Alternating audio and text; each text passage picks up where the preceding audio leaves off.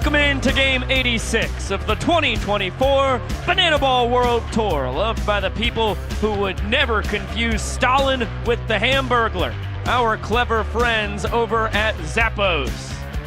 We're coming off the greatest game with showdowns in Banana Ball history. Party Animals put up a heck of a fight, but finally fell after 4 rounds at the hands of Jackson Olsen. The win clinched the season series for the Bananas. They now look to take the great state of Iowa tonight. We look down at Principal Park, home of the Iowa Cubs, AAA affiliate of the Chicago Cubs.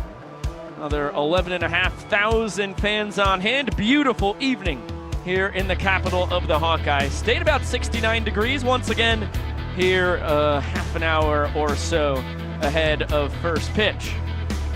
As we zoom in on the broadcast booth, DJ Squints on the sticks of the Banana Panorama. We will take things on up. Oh, hello, Drone. Hello, Mom. Hello, Dad. And welcome inside with Josh Talevsky, Biko Scala. So happy to have you here in virtual Banana Land. Happy Saturday night. A thrilling one last night, as I just mentioned. The most points ever scored in Banana Ball history, a 10-9 victory for the Nanners. We never had ever gotten to 4 rounds of showdowns, and Jackson Olsen, in his first ever showdown opportunity, comes up with the game winner. It was an unbelievably historic and dramatic ending to night 1 in Des Moines, Iowa, and of course it secured the season series for the Savannah Bananas against the Party Animals. Again, the first time we have ever seen 4 rounds of showdown tiebreakers in a Banana Ball game, and it was Jackson Olsen, a guy who never took a plate appearance in showdowns before, who was the hero against Dylan Porter for the Bananas. But the season series, and well, the tour, I should say, is not over by any means, as you've still got the Savannah Bananas trying to become the first Banana Ball team to 50 victories in a single season, and you've got a lot of other milestones and records you're trying to track, such as if Jackson Olsen and Ryan Cox can get to 200 and 100 trick plays respectively. The Nanners are 3 wins shy of 50 currently, 47-26, and 12 games better than the Party Animals with 10 here to play. So it will be exciting to see if they can make some history. Let's take a look at the box score from last night's game. A historic one as that, which seems to be a trend here in Des Moines. Boy, that's a lot of big numbers. It was unbelievable, and what really stands out, again, you mentioned that it was the most points ever scored in a single Banana Ball game. Going into showdowns, the Bananas and Party Animals were tied with 2 points apiece. Just goes to show how high scoring it got in those showdown rounds, just how impressive the batters were overall in that ball game. And you saw the Bananas and Party Animals playing such a competitive game of Banana Ball. The trick play numbers were down just a bit. But again, showdowns is the big thing you focus on in last night's contest. The most rounds we had ever seen before. You get the likes of Jake Skoll, Reese Hampton, Chase Acuff, and Dalton Cornett all batting for the Party Animals. And for the Bananas, Dan Oberst, Eric Jones Jr., D.R. Meadows, and their hero, Jackson Olsen. And despite the Savannah Bananas coming out on top over the Party Animals, the showman of the night actually wound up in the hands of Jake Skoll, who was a mighty impressive with his double 2-for-5 performance, had 2 trick plays as well, and then of course had that walk-off in round 2 of showdowns for the Party Animals. Yeah, ultra rare that a player on the losing team earns Showman of the Night, but that is just how undeniable the former first rounder's evening was. So we'll see if the Bananas can win Iowa here tonight as they look to take the state for the first time. It was split a year ago, and a 3-game set on deck here now in night 2. You take a look at Jackson Olsen and Ryan Cox, both chasing different versions of Banana Ball trick play history. Well, again, this is going to be another one of those storylines going forward through the last 10 games of this 2024 World Tour. Can Ryan Cox become the first player in Banana Ball history to reach 200 trick plays in a single season? Right now, the odds looking very good for the Glove Magician. He's currently averaging 2.5 trick plays per game this season. He needs to average 1.6 over these next 10 to reach the 200 mark for the Bananas. And of course, his buddy at second base, Jackson Olsen, the grade 8, He's 8 trick plays away from reaching 100, and another guy who is on a pace to reach 100 this season. Just needs 8 over these next 10 games, so doesn't even need to average 1 per game to hopefully reach 100 for the very first time in his banana ball career. And we've got a dynamite pitching matchup on tap for you folks. It's going to be Bananaland's Big Maple on the bump for the Nanners. Ryan Kellogg, a guy who has 12 career minor league appearances for the Iowa Cubs, and then opposed by Garrett Delano. You take a look at the dominant August both these guys had right here. Well, this is a special pitching matchup that we've got in store tonight, and for Ryan Kellogg, a special start, considering, of course, he spent some time with the Iowa Cubs, making it up to AAA in that Cubs organization, and now returns to this ballpark, and what's more, he has been dominant as of late. You got to look at these August stats from the past month, and Kellogg, 13 innings pitched out on the mound, did not allow a single ball four sprint, and had an earned run average below 1. And Garrett Delano tried to match him the best he could. What stands out is you've got 2 guys taking the mound tonight, and both of them averaged less than 3.5 minutes to record 3 outs over this past month. And for Garrett Delano, also continues to shoot up that strikeout leaderboard on this 2024 World Tour, and he's going to try and be the man who finishes at the top by the end of this season. Really fun battle between Kellogg and Delano. We'll see if the Bananas can win Iowa or if the Party Animals can force a rubber match. That will be tomorrow at 1 p.m. Central, 2 p.m. Eastern for first pitch right here on the Bananas YouTube page. Thanks so much again for spending your Saturday night with us. It's going to be a really fun one. We have Andy Archer is going to be doing some dugout work with us, a little bit of reporting for our big boy down in the dugout. And then we're going to be joined by Dan Oberst at the end of the first inning to talk about what winning this tour series against the Party Animals means. But for right now, let's toss it down to DR. It's time to get the full capacity crowd riled up. All the players are ready. Now it's time for you, the fans, to get ready. So I need everyone in here on your feet. I need all 11,000 of you on your feet to help me welcome our 6-year-old Molly. All right, Molly, your job here is very important. This is called the fan warm-up, so whatever you do, everybody here has to do to get them ready for this game. Are you ready? Yeah. Crank it sharp. Oh yeah, get those hands together. Oh, we're waving. Molly's bringing the energy tonight. What's that, Pulp Fiction? Is that Pulp Fiction? How do you know about that? Oh, we're rolling. Let's get groovy. What's this one? Oh, we're pumping it up. Raise the roof. Get it, Molly, get it. Jumping jacks. Good Saturday exercise, folks. We all need it. Oh, yes, Molly. Look around. You got 11,000 people here fired up, ready for this game. Give it up one more time for Molly!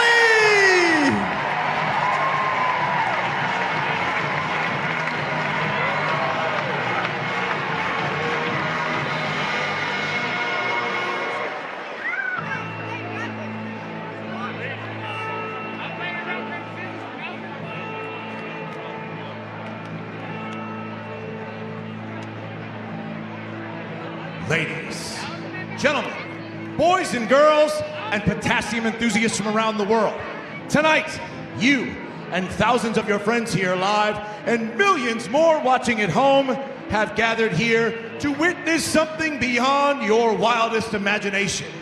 From Montana to Savannah, from the Isle of Man to Tokyo, Japan, the Banana Maniacs come from across the globe to witness this. This is not baseball. This is the crucible where the fastest, hungriest, and most entertaining players are forged. This is a game of the fans, by the fans, and for the fans. But this is not your granddad's pastime. This is not just another night at the ballpark.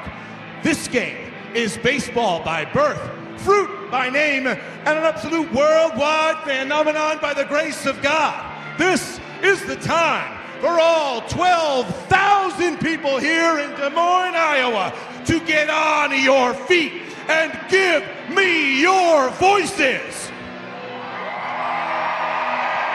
Because this is the greatest show in sports. Ladies and gentlemen, this is Banana Ball! Principal Park, it's time to meet the starting lineups for your Savannah Bananas. Leading off in center field, number 9, Ty to Fly Jackson. Batting second, the catcher, number 1, Bill LaRoy.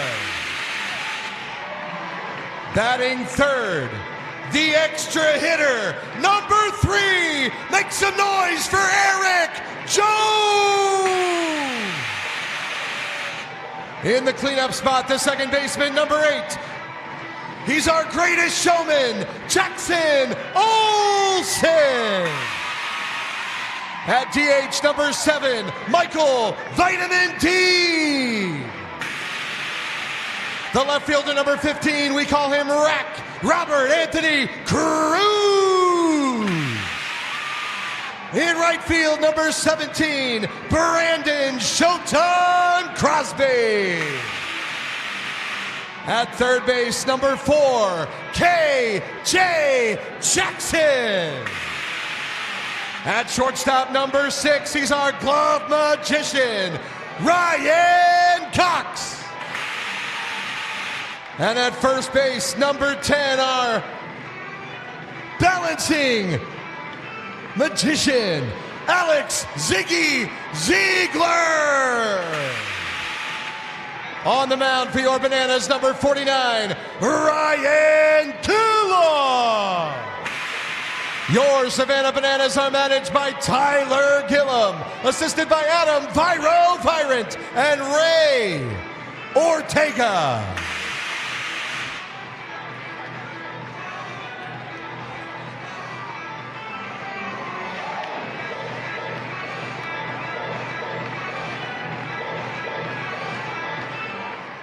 Fans, please remain standing and remove your hats. Here to honor America with the singing of tonight's national anthem, please welcome Melanie Weesey.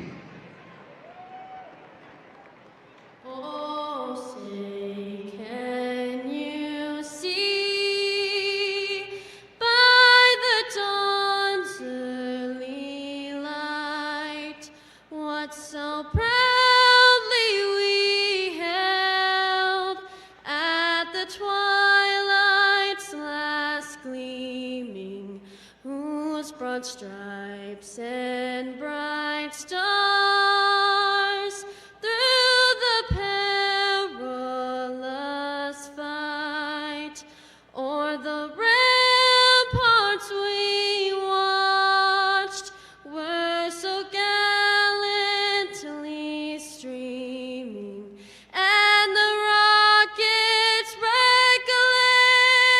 the bombs bursting in air, gave proof through the night that our flag was still there.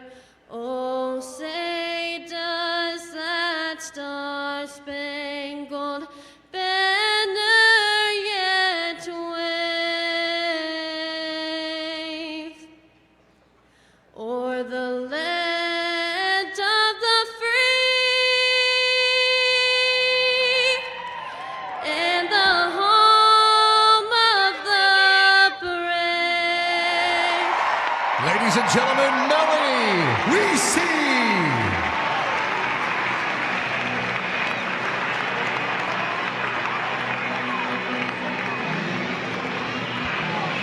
It is game 86 of the 2024 Banana Ball World Tour, loved by the folks who only bake cake bears with massive keisters, our tasteful compadres over at Zappos. We've only got 10 games left on the docket, and tonight In our second battle in Des Moines, Iowa, the Hawkeye State is on the line. Let's take a look at the Bananas defensive alignment. A lot of changes compared to the normal crew you see out there. In the outfield, left to right, it's Robert Anthony Cruz, Ty Jackson, and Brandon Crosby. In the infield, third base to first, Kyle Jackson, Ryan Cox, Jackson Olsen, and Alex Ziegler. Behind the dish, it's Bill Leroy, and starting on the mound is Ryan Kellogg. Well, with the Bananas claiming the season series against the Party Animals last night, they're giving the regulars a nice time off to give them a big thank you for what they were able to accomplish, but it's two of the main guys in this lineup chasing trick play records who stay in the lineup tonight in Ryan Cox and Jackson Olsen. And we can't forget about the work KJ Jackson's done at third base. 14 trick plays this season, and he's only missed one. Let's zoom in on the man with the toque at the center of it all, Ryan Kellogg, the 6'6" southpaw who made it up to AAA across his 7 years of minor league baseball in the Cubs organization. As I mentioned in the pregame show, 12 appearances, 6 of them starts for the Des Moines Cubs. And gets his 22nd start of the 2024 World Tour here for the Savannah Bananas with 3 wins and 5 losses on this year's World Tour. And he might have been the Bananas' best arm in the month of August, an earned run average below 1 for the Savannah Bananas, and he did not allow a ball 4 sprint across the entire month as well. Now the Party Animals, they are batting .313 against Ryan Kellogg this season, but they were only able to bat a .167 against him in the month of August. Saw Ryan catch a ball dropped to him from a drone last year in Des Moines. Excited to see what antics he and the entertainment team have cooked up tonight. Let's take a look at the Party Animals lineup that opposes him. This is where you see the usual suspects. Reese Hampton at the top, Jordan Hussein elevated to the 2-hole, then Jake Skoll, Chase Acuff, and Dalton Cornett in the middle. Noah Fisher, Tanner Thomas, Jason Swan, Bronson Ballholm, and Dustin Baber to round it out. And the reason you say Hussein elevated in this lineup, he's batting .438 against Ryan Kellogg here in 2024. And Jake Skoll with 8 straight multi-hit games for the Party Animals as well. Very dangerous as we go down to the young professor. Count to 3. I need you to yell at the top of your lungs. Start the clock. 1, 2, 3. Showtime! It was a busy night for the young professor an evening ago. Banana Ball getting to a record 4 showdowns in the 198th game ever played. Good to hear and see that the voice is doing great. And the young professor back to his prime form here in night 2 in the capital of the Hawkeye State. Reese Hampton out of Charlotte, North Carolina, switch hitting center fielder. Out of the Tigers and Diamondbacks organizations, ahead 2-0. They get 3 balls, no strikes. Kellogg prides himself on his control. Hampton should get a cookie. Surprisingly, he gets ball 4. Game, all 7 Bananas behind the pitcher and catcher have to touch the ball before it's live. Textbook defense. Hampton content with 1 base on his tour-leading 41st sprint of the year. Well, that might be the earliest broadcaster's jinx that we've ever experienced. Again, no sprints for Ryan Kellogg in the month of August. He starts out his month of September, issuing 4 straight bad ones to Reese Hampton, who's now drawn a sprint in back-to-back games to lead off for the Party Animals. Now it's a 1-1 count on Jordan Hussein, the third baseman. Only hitting .261 in his rookie Banana Ball campaign as he misses extra base hits by an extra base hit there by a few feet. But the on-base percentage at .351, always a pesky guy at the dish, great at getting aboard. And we saw some good contact from Jordan Hussein last night, collecting a double for the Party Animals in the 4th inning against DJ the Invader. This one flared over the leap of Jackson Olsen. Crosby will flip it into second just after Hampton gets in, standing up safe.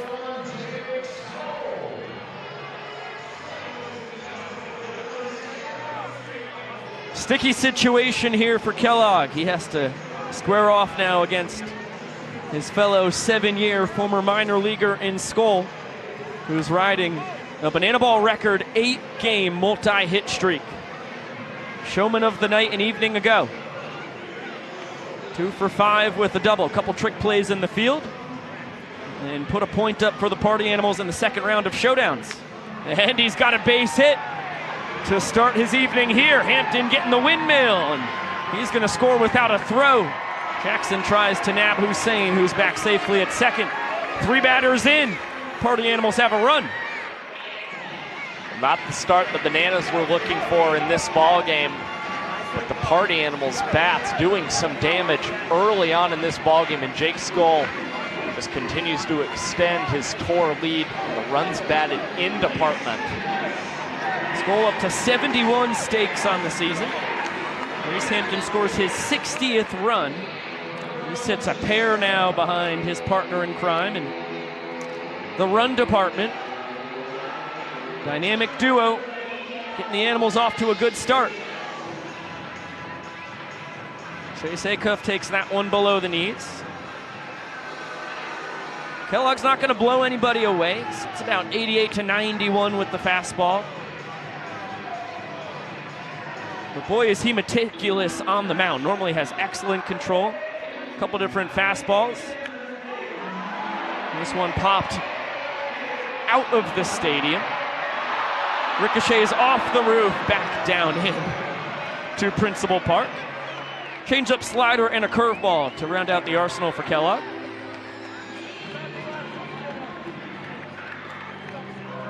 Now 3 balls and a strike on Acuff. This is where it's so tough to pitch in Banana Ball. Ball 4 will score a run, could score 2.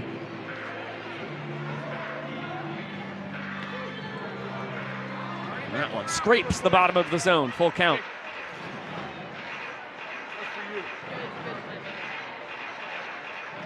Runners take off. This one bounced foul. We'll do it again. Nice play by Vava, Kochik third. Sweet barehanded snag. Fires the ball right back to Ryan on the mound. And Acuff, a very good battler. Ryan Kellogg just has to continue try and pound this strike zone against Acuff, but instead misses outside. That will at least bring around 1 run for the Party Animals. Hussein will touch home plate, and Jake Skull finds himself at third base. Runners on the corners for the Party Animals, 2 in, and still nobody out. And this feels somewhat similar to what we saw from Noah Nisnik a night ago. Another guy with excellent command of the strike zone who struggled with his control last night. And again, it's been a little bit of adjustment with the colder weather here in Des Moines, Iowa, compared to the places the Bananas and Party Animals have played recently. Ryan Kellogg hails from Whitby, Ontario. He should be fine with 69 degrees at first pitch.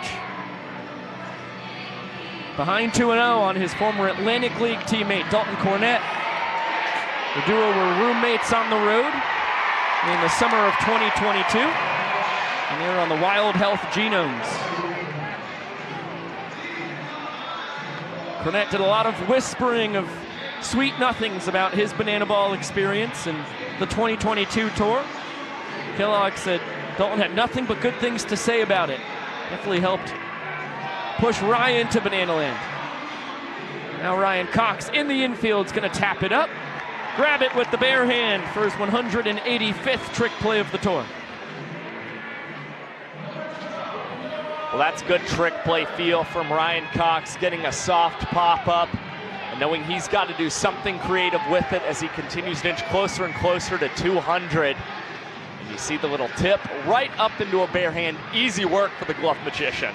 Great bounce on the tip. You don't see tip drills getting that much elevation too often. Now it's Kellogg falling behind once again. Back-to-back 2-0 counts.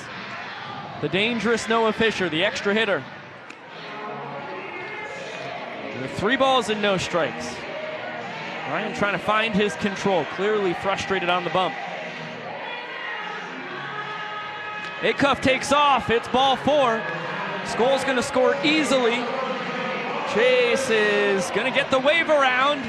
Robert Anthony Cruz won't have a play. The 7th and final Bananas fielder who had to touch it. No chance to grab Acuff, so it's a 2-run sprint for Fisher. Now 4 runs across for the boys in black and pink. And that wound up being a very intelligent decision from Chase Acuff, seeing that Ryan Kellogg just did not have, or does not have, his best control in tonight's ball game, and with him falling behind 3-0 on Noah Fisher, decided to take off, and with the pitch missing, winds up allowing Acuff to come all the way across to score, as he also knew Bananas with a little bit of a change in the defense, which means transitions between the fielders could also be just a little bit slower. Well, after 6 straight balls, Tanner Thomas swinging away, and Jackson making the call in right center. Boy, Tanner just gifted Kellogg a second out here in the first as he's trying to find the zone. Tanner does hit Kellogg well and was hunting for home run number 7. I don't blame him. Boys already have 4 runs across. I feel like that should be more than enough run support for Garrett Delano in the bottom half, as the red-hot Jason Swan steps in, and he's ahead 1-0. Yeah, we saw Swanee with a phenomenal game last night for the Party Animals. Reached base in all 4 of his plate appearances, 2 singles and 2 ball 4 sprints. 2-0 on Swanee, the team leader with his .326 batting average. Base percentage up to .394. He is flirting with 400 there. He had another 3-0 count. Kellogg says, Swan, you're getting a fastball. And he was ready to rip. Looking for his 3rd dinger of the tour. Still in a hitter's count, 3-1 now. Well, I think Kellogg was hoping that it would encourage Swan to swing, put it in play, and hopefully wind up in the glove of one of his defenders as Swan pokes the 3-1 into center field. Ty Jackson charging in will come up with the catch, but it is 4 runs in the top of the first for the Party Animals in an inning that lasts 8 minutes and 58 seconds. 8 Party Animals come to the plate. 4 of them come back around to touch home safely, as Kellogg ended up throwing away the toque, hoping that would change his fate.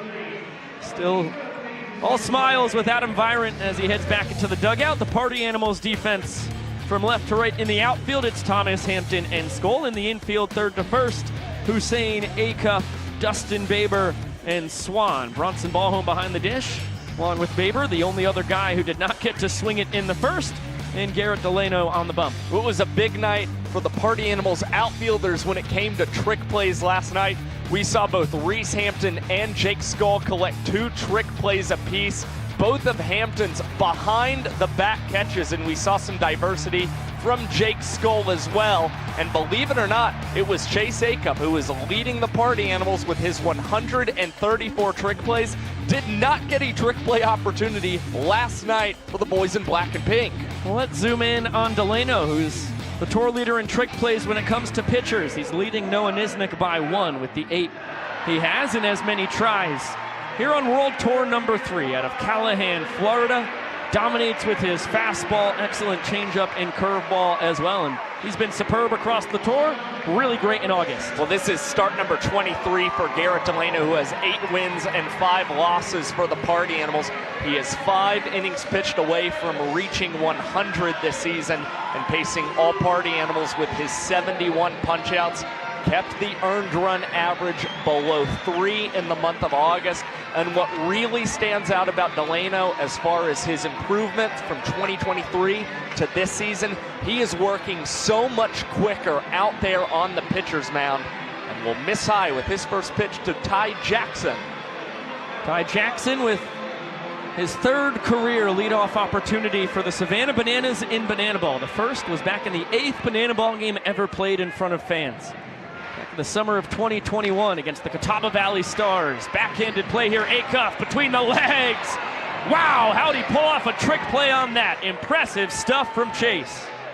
Well, again, we just talked about how good Chase Acuff is with his trick plays, and what stands out, he is able to still go between the legs with that transition because he knows that he has an elite arm at the shortstop position.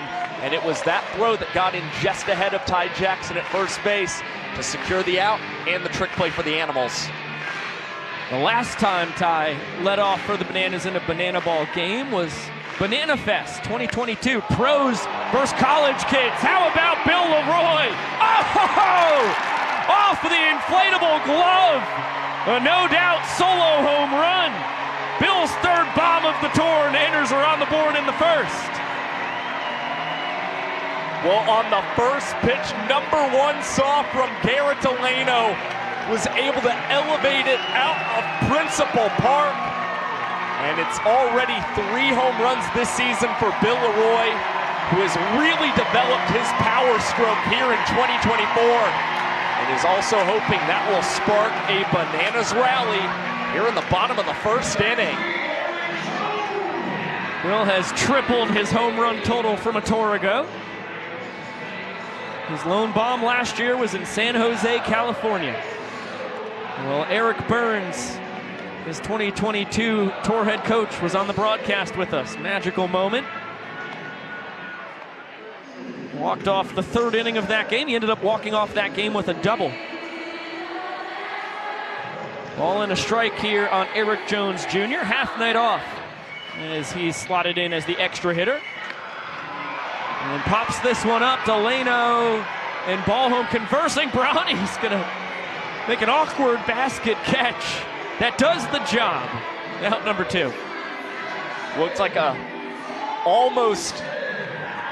it was almost a little bit of a lapse in communication there between the Party Animals backstop and Garrett Delano, who is ranging into foul territory, hoping to come up with another trick play on the mound. Of course, he is leading all pitchers this season. Jackson Olsen. Recorded. Oh, baby! Warning track power. Skoll's gonna haul that one in. We saw Jackie drive one to pretty much the same spot last night. A little too much launch angle for Jackie. The Party Animals win the first inning 4-1, claim the first point available. They lead 1-0 after 1. As we get another look at the Bill Leroy solo home run.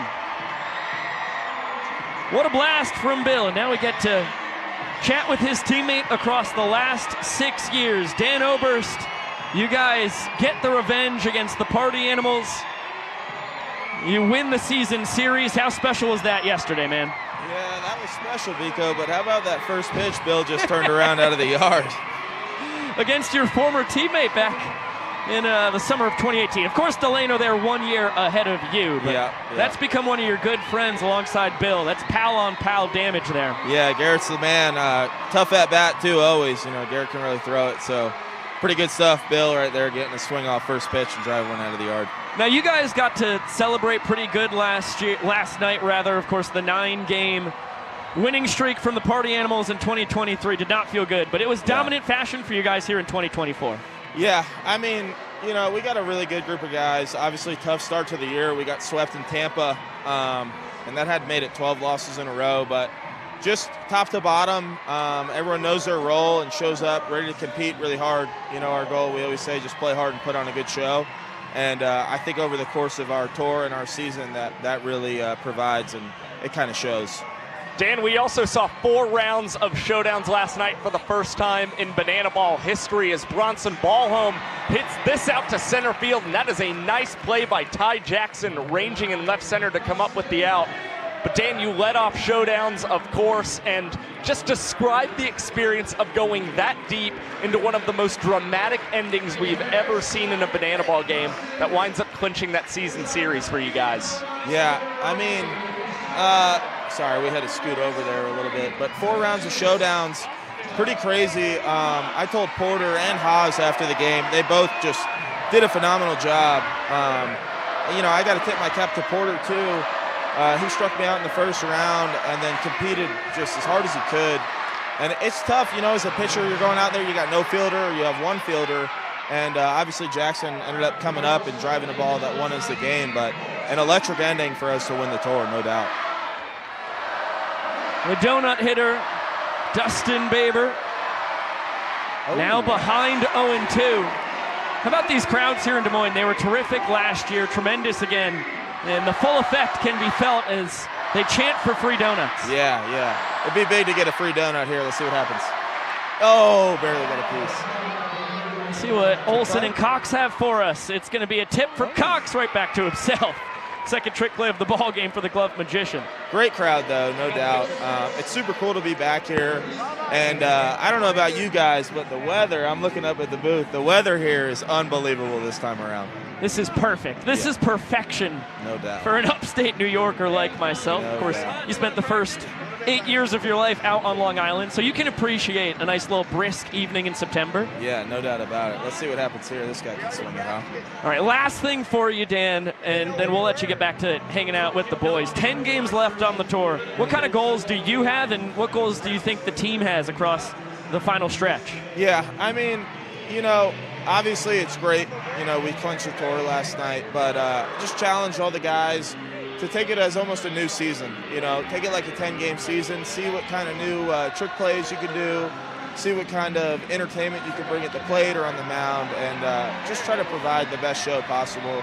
Because at the end of the night, you know, whether we win the tour, lose the tour, win the game, lose the game, these people are here for a show, so that's what we want to give them.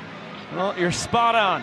Completely nailed it right there. Good pitch. As Kellogg nails the inside corner, rings the bell, gets Hampton looking. Dan Oberst, thanks so much for Appreciate sharing you so guys. much time and insight with us, man. I love you guys. I'll talk to you soon. Love you fun, too, Dan. Danny. See y'all.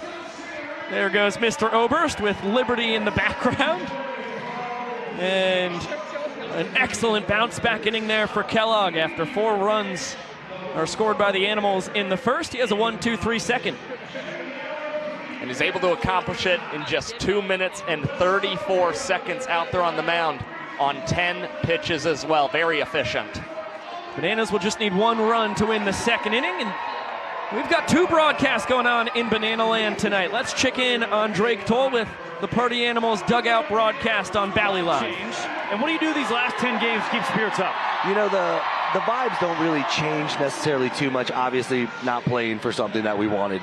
But, you know, it's our job to come out here and put on the greatest show possible and perform to our best ability. And, you know, these guys are grinders. There's no way you can put them on a baseball field and them not compete to their fullest. So it's just keeping the energy up and keeping the guys, you know, locked in, which it's something not difficult with this group of guys right here. How do you describe going into even last night? There was still a belief. You had to win 11 in a row, but your guys still believed they could do it. Is that energy still there, that hope, that drive? Absolutely. Obviously a little defeated after last night, knowing that the dream wasn't there like we had last year. But, you know, the drive's still there. I mean, obviously you can tell by the first inning, boys came out banging. So they're happy.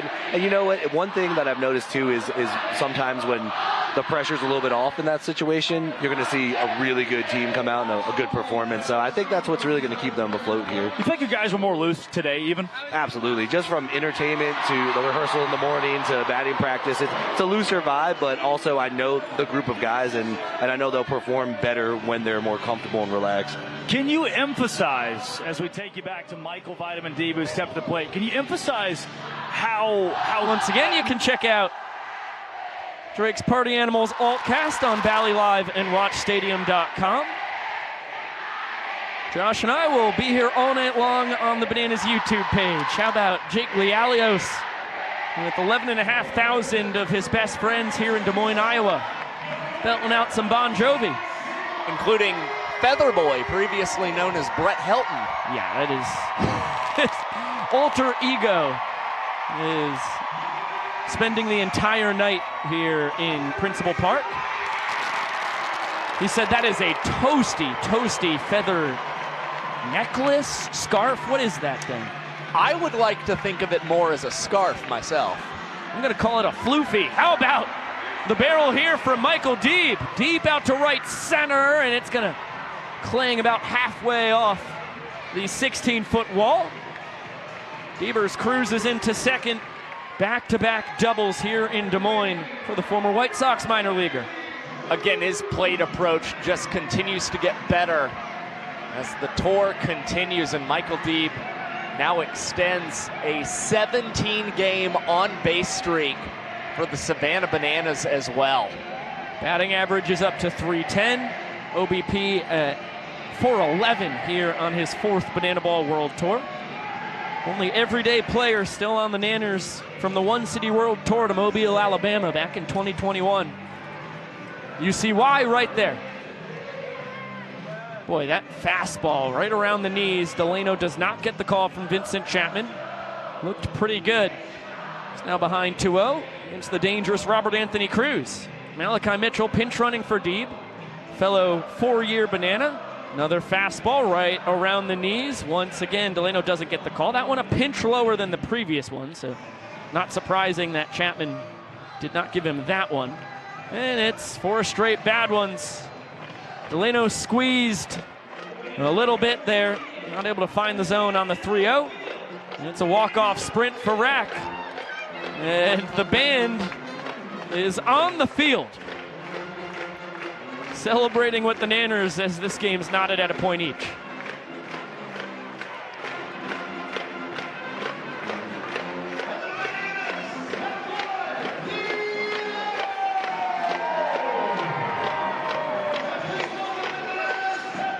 Number 15 with walk-off number 16 here in his rookie Banana Ball campaign.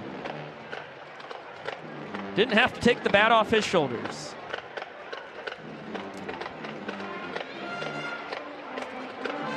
And I commend Delano for keeping his cool.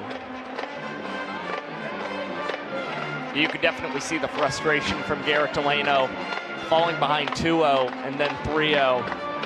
Just need to give himself a minute to take a deep breath, make sure he could pound the zone. It's Robert Anthony Cruz, hopefully force a more aggressive batter in this Bananas lineup to put the ball in play, but misses outside. And again, that's the beauty of Banana Ball. Even though Ryan Kellogg allowed 4 runs in the top of the first inning, Bananas have already knotted this game up in the points department thanks to keeping the Animals off the board in the second. I mean, ball 2 was a strike. Ball home did not receive it incredibly well. The glove kind of dipped below the knees. I would say that ball 3 was also a strike, but on a similar situation where Bronny's glove dipped below the zone after he caught it, then snapped back up. I would guess that's what fooled Vincent Chapman. Balls 1 and 4, those were easy calls to me. And look, you know, you've got the time to go back into your dugout. Garrett Delano, Bronson Ballholm, they can have a conversation about some of the pitches, how to necessarily frame them and steal some of those strikes, or just make sure they're getting the calls going forward more so from Vincent Chapman in this ball game. Right. Yeah, you want to earn yourself the strikes you deserve, and it'd be nice to steal some around the zone, turn those into strikes as well. How about Ryan Kellogg and Jordan Hussein? Looks like we've got a dual team duet. Sabrina Carpenter from Kellogg and Hussein. Oh my gosh. What Jordan just did to that split doll is illegal in 5 of the 50 states here in the US. Unfortunately for split, it's fine here in the Hawkeye state.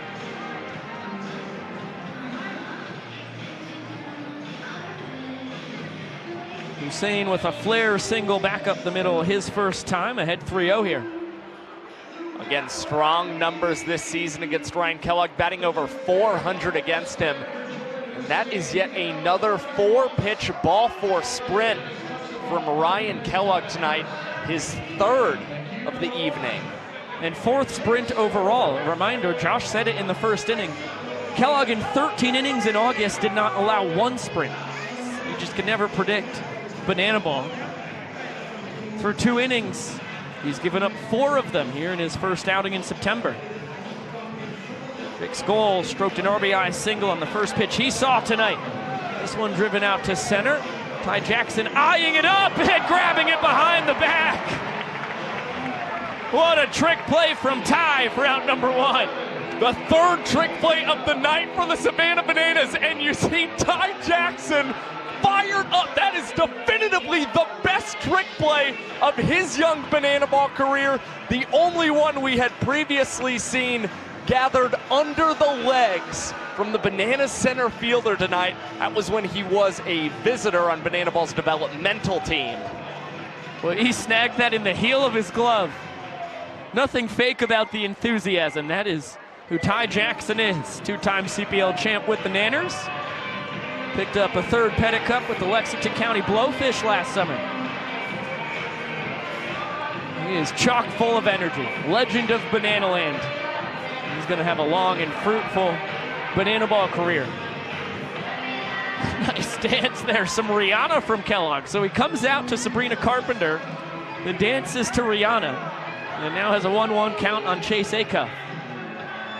For Ty Jackson, also had to make another banana ball adjustment immediately after the incredible trick play. Was also getting in on the 3-2-2 dance behind Ryan Kellogg. And it is Robert Anthony Cruz flashing the leather in left field for the Savannah Bananas. A beautiful leaping grab on the warning track. Broke out some orange justice to celebrate. Another look. Ah, that is a fantastic play. Iraq made it look a boatload easier than it actually was. Full speed leaping on the track into the wall. And that's textbook defense from a guy who's primarily been an infielder his entire life until his first year here in Banana Ball. And look, if the Bananas did not believe in his defensive prowess in left field, they wouldn't have given him over 60 starts this season at that left field position. He shows off his tremendous athleticism right there. Another 3-0 count as Kellogg will check on Hussein. Cornette popped out into a trick play his first time. Kellogg checks on Jordan again. And gets a strike on Cornette.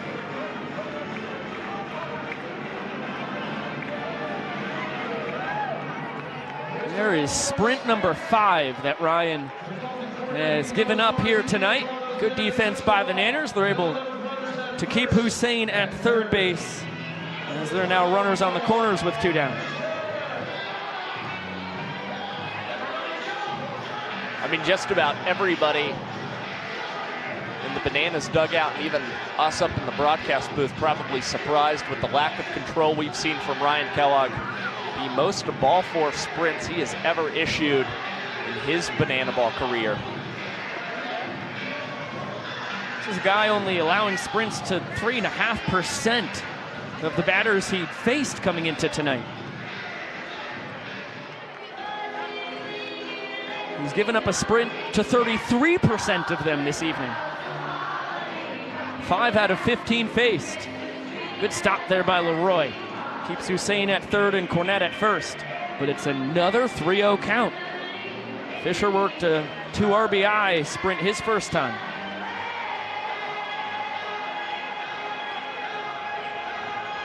Kellogg gets that one in at the knees.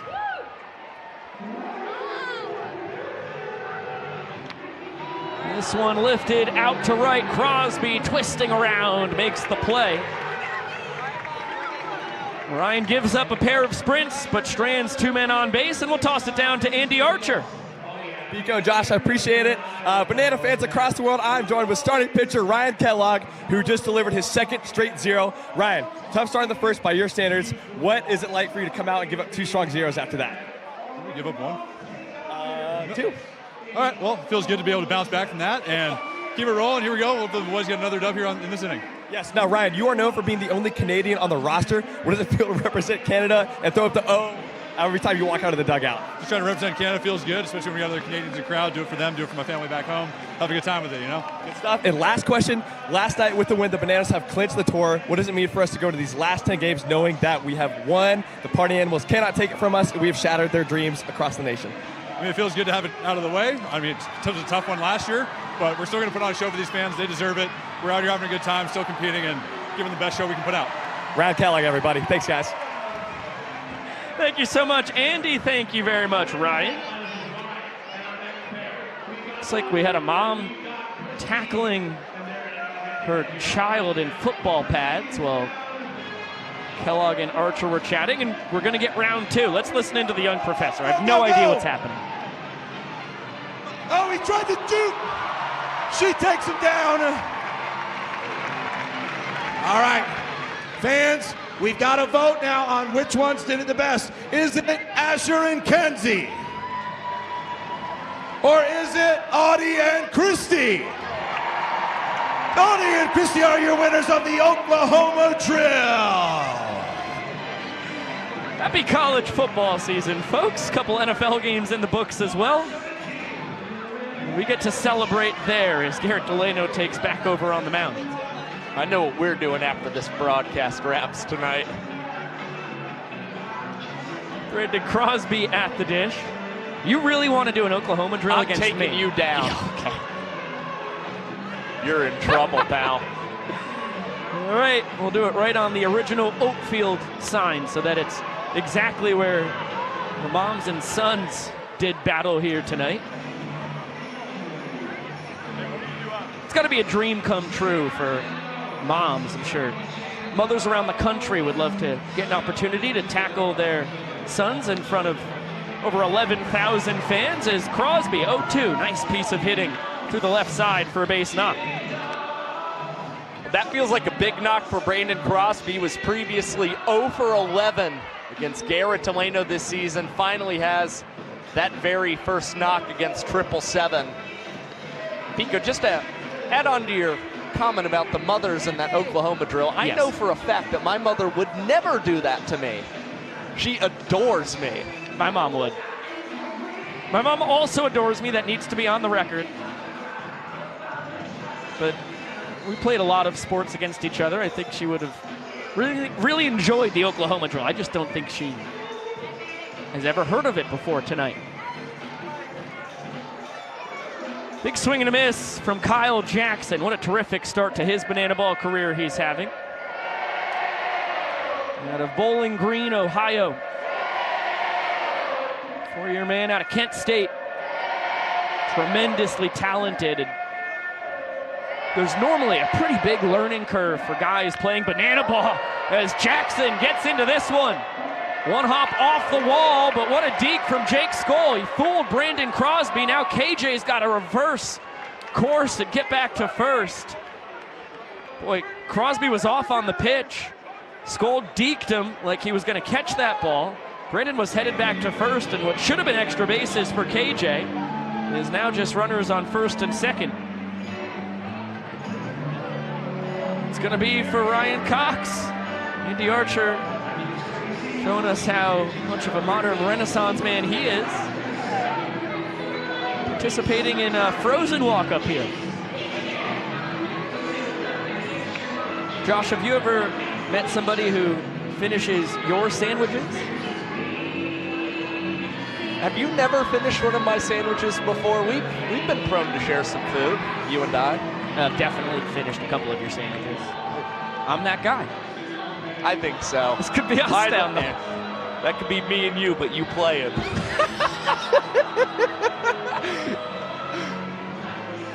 I have finished a lot more of my fiance's sandwiches than yours. I finished a lot of sandwiches in my life. I've finished over 100 sandwiches. You know, we're always interviewing those couples in the pregame about what it takes for... What's the secret? Secret to love and long-lasting marriage? Is it finishing each other's sandwiches? You're much more versed in this than me. To each their own. Let me get that out there. I'm just a human garbage can. I take after my dad. If someone's not going to finish their food, I'm ready to open my trap and shovel it down.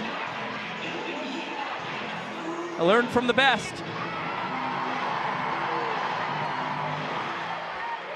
Well, if I find somebody who finishes my sandwiches, boy, I might wipe her up.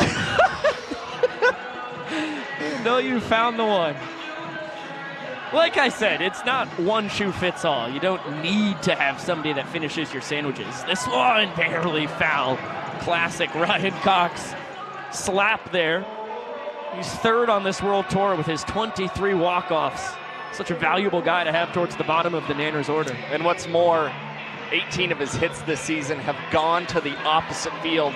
He's got more opposite field hits than hits to his pull side.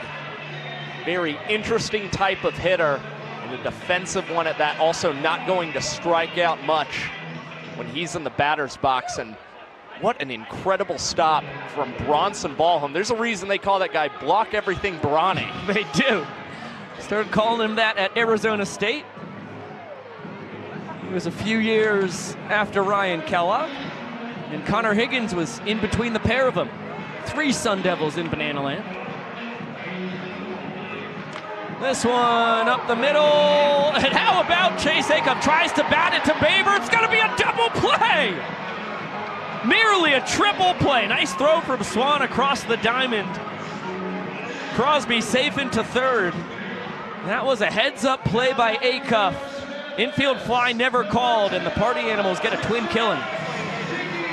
Yeah, just a tricky situation overall. Really hard to tell how you're supposed to handle that as a base runner, but really good awareness from Dustin Baber, immediately going to the bag and then firing it over to first base, making sure he's got the force there to at least complete a double play for the Party Animals. Try and get Garrett Delano out of this jam as he now does battle against Alex Ziegler. Inning-winning run over to third. Ziggy not thrilled with the strike one call on him. You see there, he's only hitting 182, but on-base percentage is at 280 for Zig, nearly 100 points higher than his average, thanks to 4 ball, 4 sprints earned on this tour. He has 50 plate appearances overall. He's no slouch at the dish, does have a walk-off this year, but Swanee is going to grab this in foul territory. As Delano works in and out of trouble, we're still tied at 1 after 3. And again, Garrett Delano is going to go into that Party Animals dugout and give a big thank you to Chase Acuff and Dustin Baber. One of the more intelligent plays we've seen from a middle infield duo this season. Was it a trick play? No. Agree. I don't think the intent of Acuff was a double play. I think it just worked out better than he could have ever imagined. Let's get it down to Mace. He's got Party Animals and Nanners for a player dance.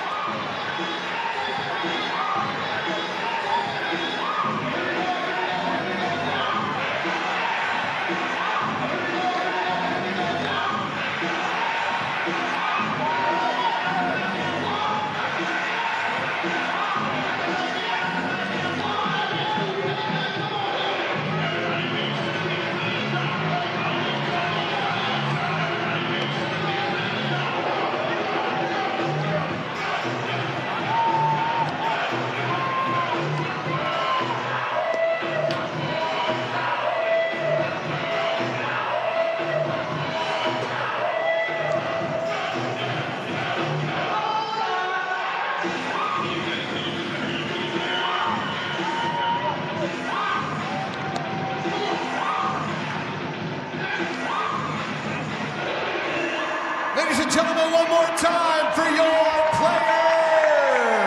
What a job by Maceo Harrison, Jake Lealios, Dalton Ponce, Brett Helton, and Brady Keist for the Party Animals. Reese Alexiadis joining Noah Nisnik, Andy Archer, and Malachi Mitchell for the Nanners. As my roommate here in Des Moines takes over on the mound, Cowboy Kyle will be on the bump as we head to the 4th inning. Just 3 innings tonight for Ryan Kellogg. The Bananas turning to Cowboy Kyle just a little bit early in this ballgame, out for the 28th time this season and owning a 5-2 record for the Bananas. And what they're hoping is that Cowboy Kyle possesses great command of the strike zone, much like he has all tour long. It's Kyle who's allowing sprints to just 3.4% of batters on this year's World Tour. That is the lowest on the team. Facing off against his 2018 and 19 Collegiate Bananas teammate. 7-8-9 here for the Party Animals. Tanner Thomas, couple foul balls behind 0-2. If Kyle's outing tonight goes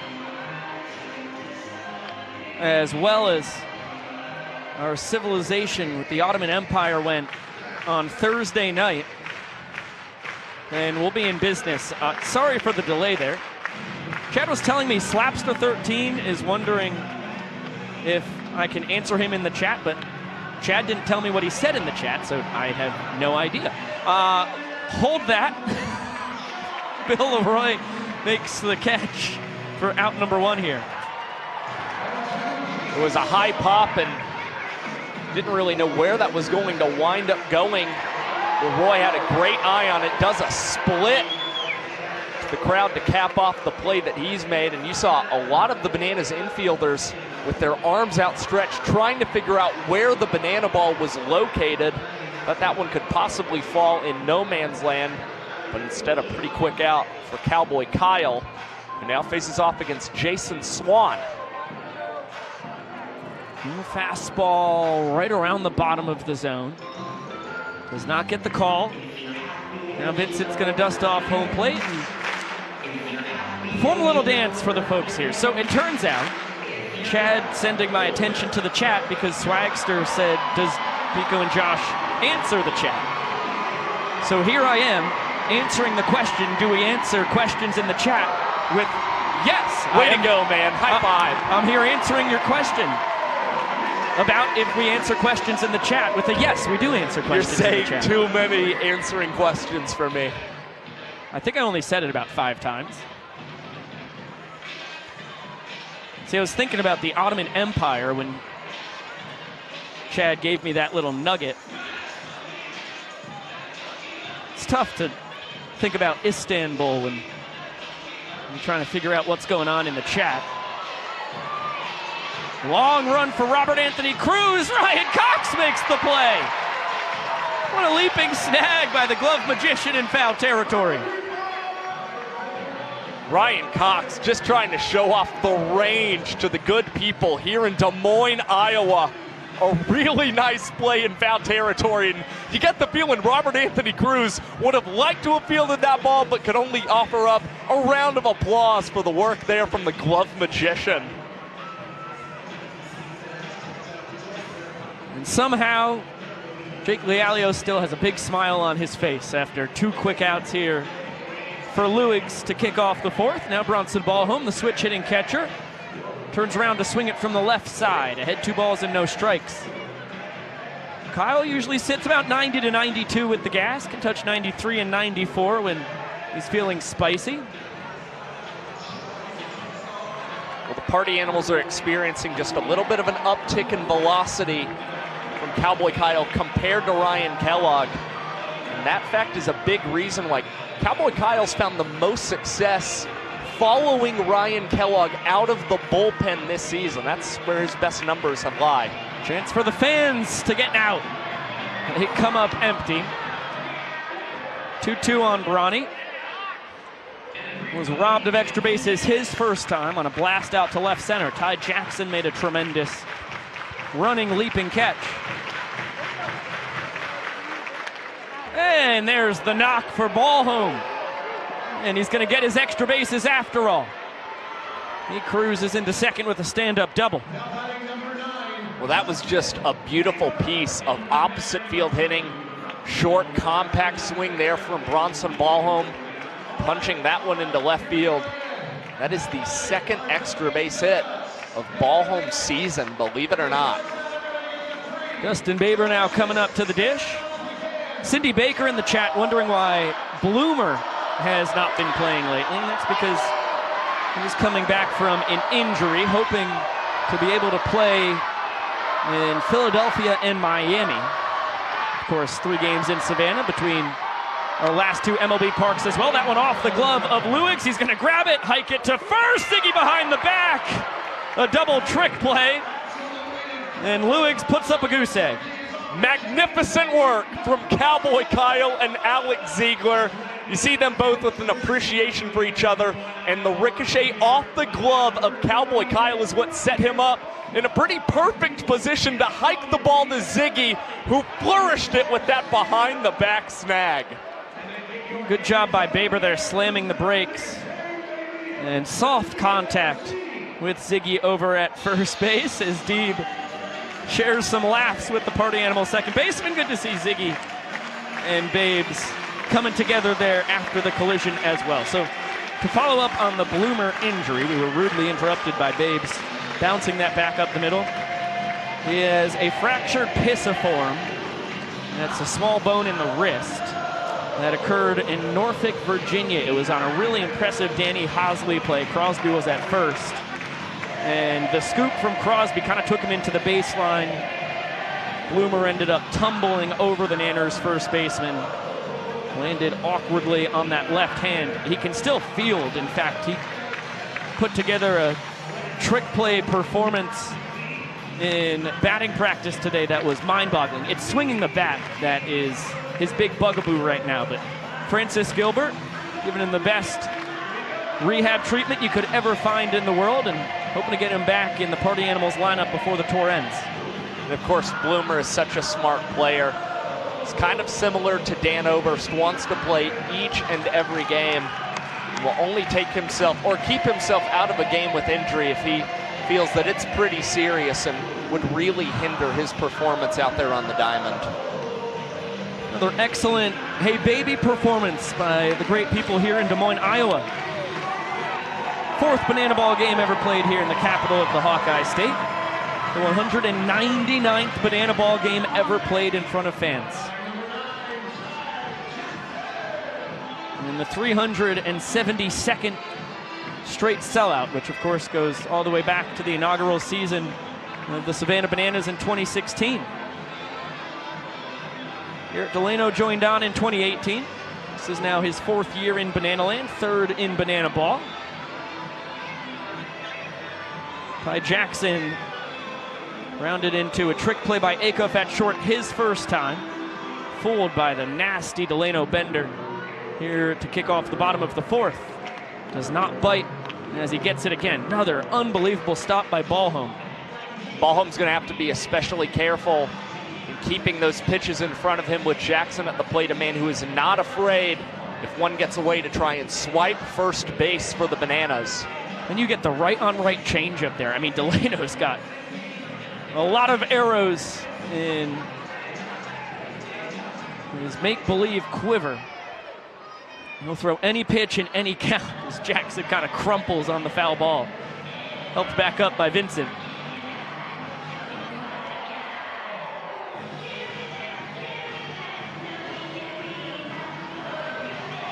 And that one clips Ty.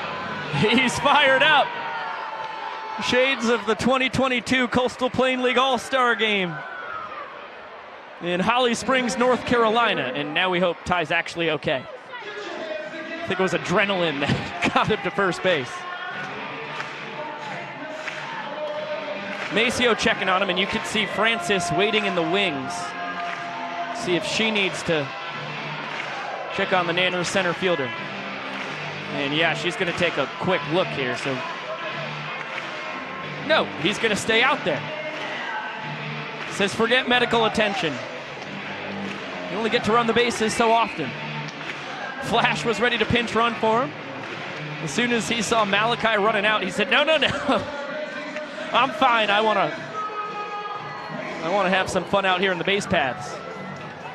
Well, Ty just making sure he could get the necessary equipment to continue to run the bases safely is now Bill Leroy. He's up at the plate with a 1-1 count against Garrett Delano. Did take him deep in his first at-bat tonight for his 3rd long ball of the tour. There goes Ty towards second. Bill flares it to right. Jackson's going to have to hustle back to first. Jake Scholl's got a cannon, and he gets it to Jason Swan, and plenty of time for the double play.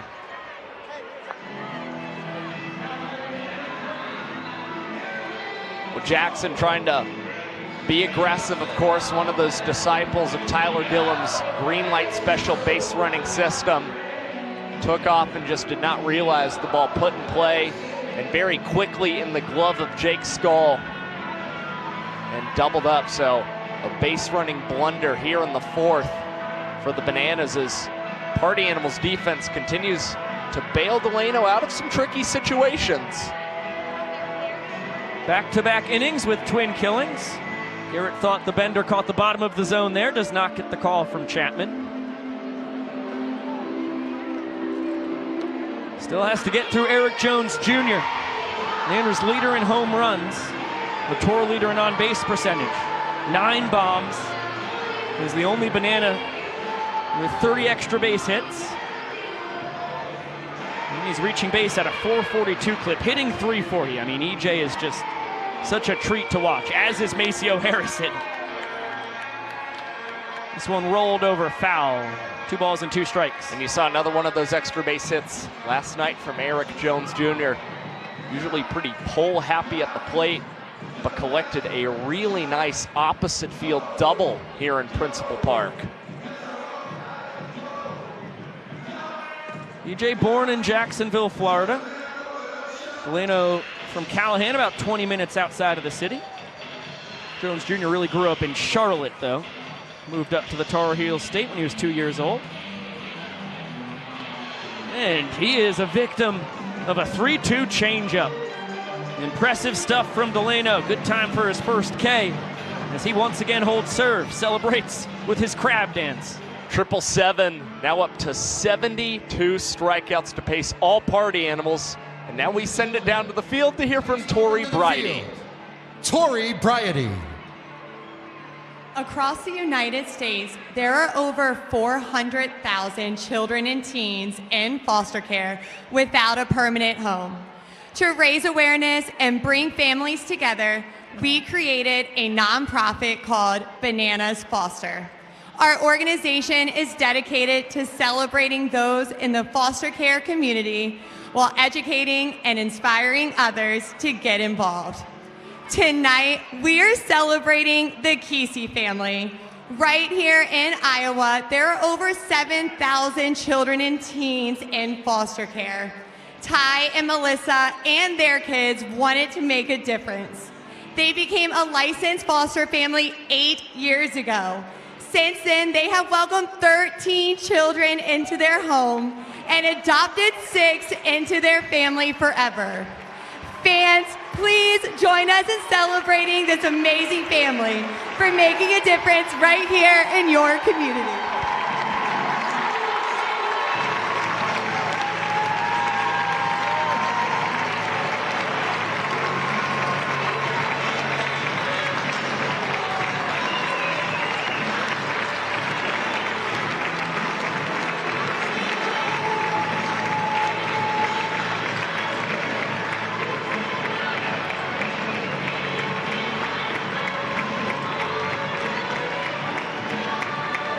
One more time for our Bananas Foster Family of the Night.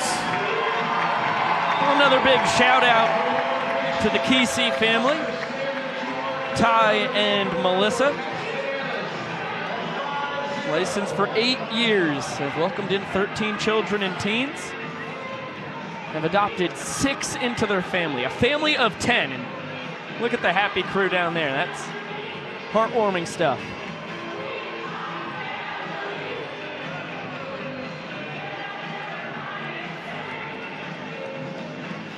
Love to see it. Love to see a tight banana ball game as well. We're knotted up at 1 point each as we head to the 5th. Cowboy Kyle out for a second inning of work. Had a pretty efficient first inning of relief, only 13 pitches out on the mound for number 12, but has to start this 5th inning facing the top of the party animals order. It's Hampton, Hussein, and Skoll, the men who are due up. Splits DMs are open, in case anybody was wondering. Lucinda in the YouTube chat wondering when Jared Donaldson pitches next. He'll pitch tomorrow, 1 p.m. Central, 2 p.m. Eastern first pitch, once again here on the Bananas YouTube page. And slated to be the starting pitcher. You get to see that guy from the get-go. Will most likely be facing off against this guy. Reese Hampton at the top of the order for the party animals. Hussein and Skoll due to swing it behind him. Nice frame there by Bill on a ball that bounced on the plate.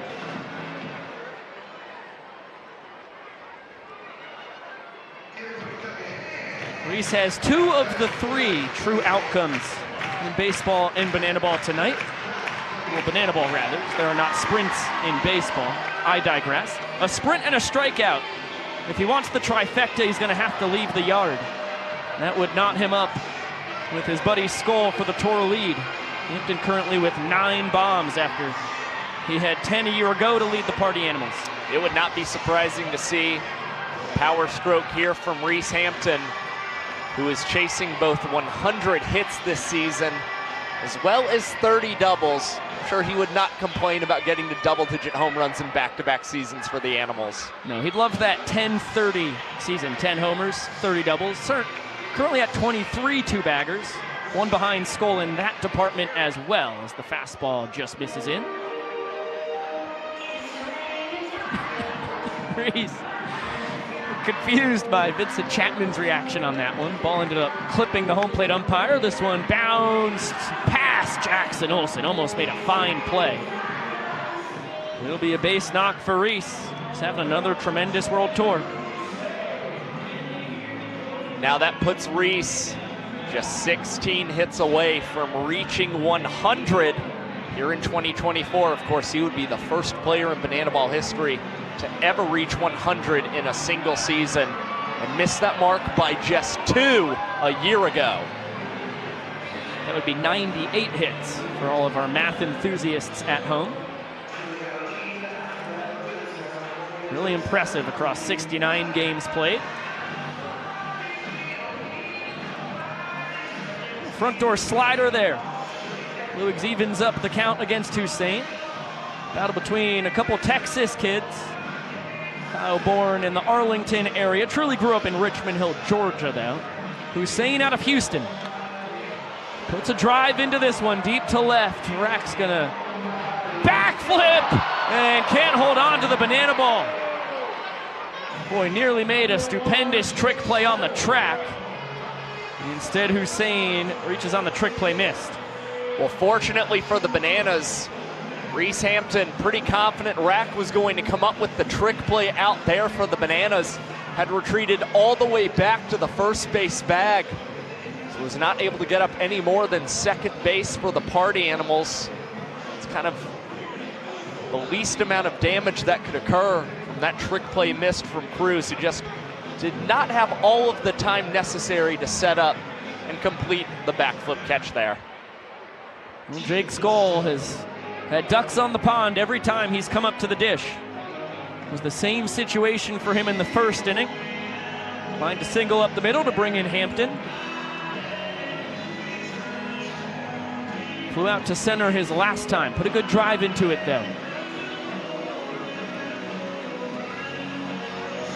Boy, that bender just misses high.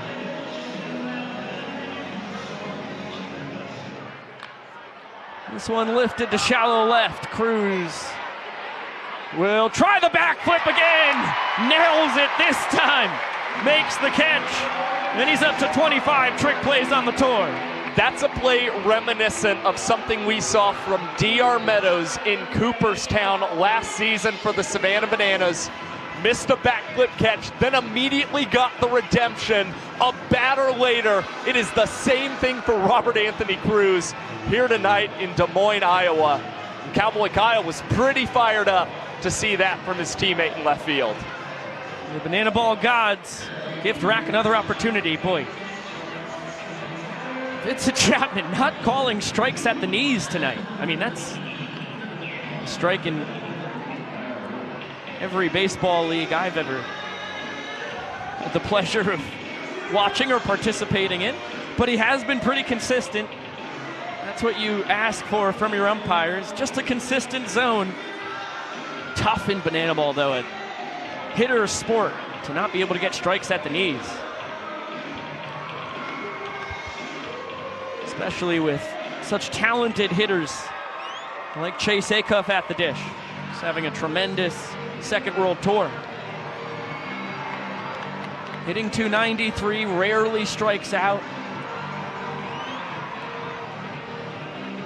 Ready for a 3-1. And Kyle misses clearly with that one.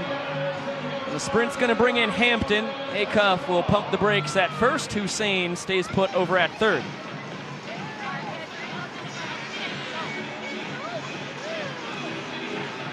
Well, it seemed to be the ball force sprint that has been the Achilles heel tonight for Bananas pitchers. A lot of Party Animals runs coming across to score due to a lack of command out there on the mound. Now Cowboy Kyle will try and see if he can set up a double play to get him out of the inning, with Dalton Cornett up at the plate, tied for the tour lead in double plays hit into. Acuff's now driven in 2 tonight. He's up to 44 RBIs. Just can't ask for more out of your shortstop. He only drove in 31 a year ago. He's got 44 runs scored as well. Dalton Cornett put a charge into this. One-way ticket to the seats 3-run blast for DC3. And it's a 4 spot for the Animals in the 5th. The second 4-run inning of the night for the Party Animals, and a big swing for Dalton Cornett. We saw the bat starting to heat up a night ago. 2 hits for the Animals, and that is his first home run since March 23rd in Gwinnett County this season. It's been a long time coming for DC3, but that one sure feels good.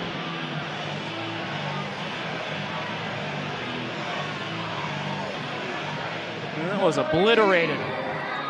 Crushed by Cornett. Another look at the sweet swing out of the pride of Pippapassis, Kentucky.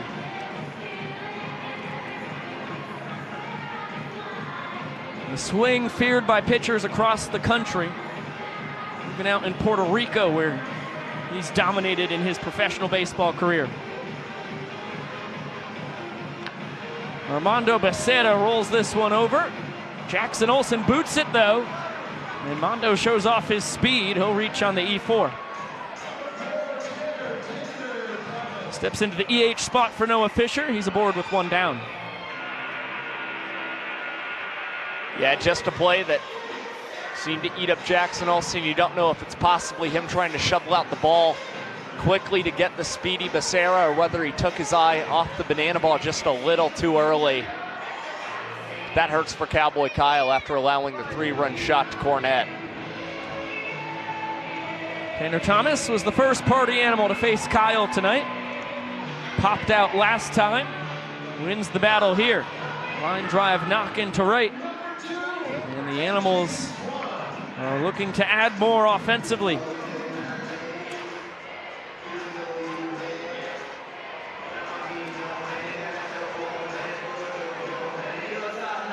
Jason Swan has lined out and popped out.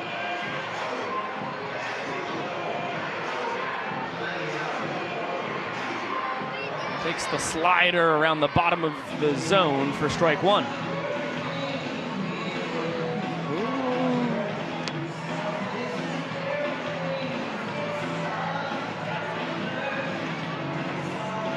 Was it called a strike is the question. Scoreboard has 2-0 here. And Vincent Chapman has not given us a count.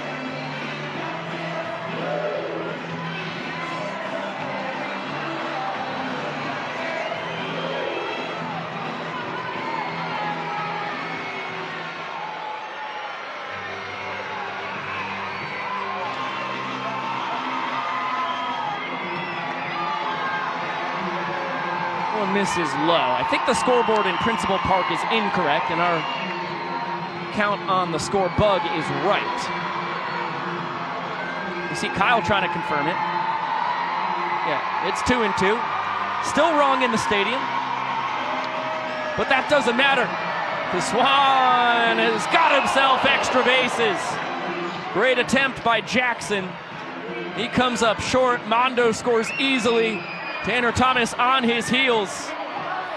It's a 2-run double for Jason Swan. 6 now in for the Animals.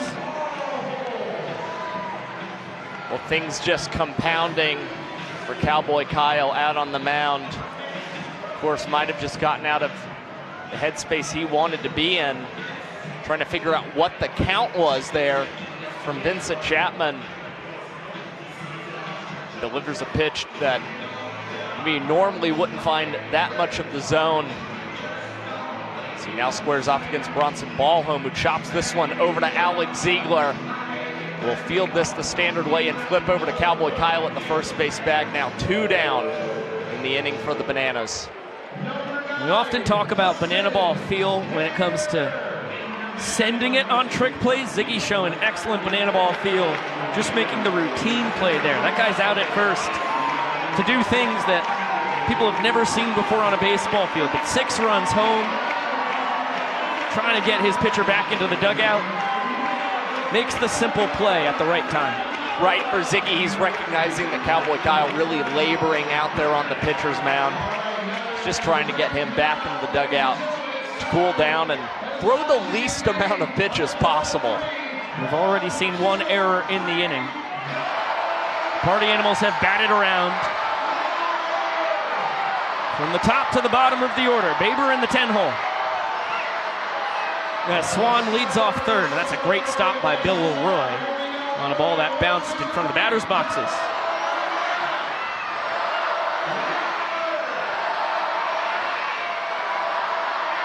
Giving up 6 runs in an inning never feels good, but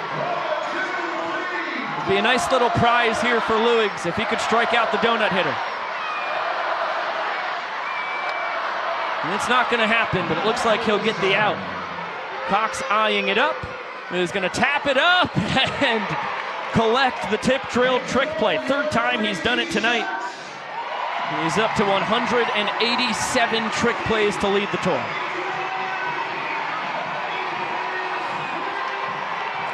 Party Animals in a prime position to retake the lead in points as we toss it back down to the field to Andy Archer. All right, ready? Let's do this now. All right, guys, what's going on? Andy Archer back. I'm joined with Kinnick here in the Iowa jersey and Jack here in the tie-dye shirt. Guys, thank you guys so much for joining us. But my first question is for you, Kinnick. Now, you are a baseball player. In fact, he won a state championship earlier this year. So my question to you is, what is your favorite banana ball rule, and would you like to see that be brought to youth baseball? Probably the thing where you go around the bases after ball 4. Yeah, good stuff, man. Now, Jack, next question for you. Off air, you told me that you are an 8.5 out of 10 when it comes to your banana ball fan level. What needs to happen for you to get up to a 10? A t-shirt. I just need a t-shirt. That's really all. Okay, good stuff, good stuff. Now, last question. This is for both you guys. The Bananas are currently tied in this game, 1 point to 1 point. We've allowed 6 runs in the top of the 5th inning. Now, do you guys believe that we're going to win this game? Yes. Now, I got a tough time hearing people who don't believe. So let me ask you guys that question one more time. Do you guys think we're going to win? Yeah! Oh, sorry that they're screaming so loud here, guys. Thanks so much, Pico and Josh. Thank you, Andy. Infectious energy from our sideline reporter tonight. No Sam Bauman or Caitlin Scott in Des Moines, Iowa. So we hire Mr. Archer. And what a tremendous job he's doing filling in. Foul home run from Jackson Olsen. Drove a ball to the warning track his first time. Drove a ball deep to the warning track last night as well. He's doing a lot of flirting with what would be his 4th home run so far here in Des Moines. Garrett Delano 6 runs to work with. As the count now 2 balls and a strike on Jackie. Well, we saw a pretty disciplined approach last night for Jackson Olsen, usually uber aggressive at the plate, averaged almost 4 pitches per plate appearance. And how about this trick play from Jason Swan, collecting that one between the legs, and then with a high arcing feed over his shoulder to Garrett Delano at the first base bag. Kareem, and a double trick play because Delano gets rid of his glove, bare hands it with the left hand. Impressive stuff from Swan and Delano. A couple Florida boys pulling together the double trick play.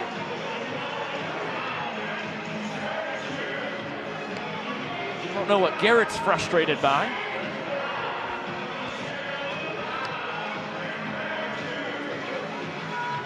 He's got a good start here to his 5th inning of work.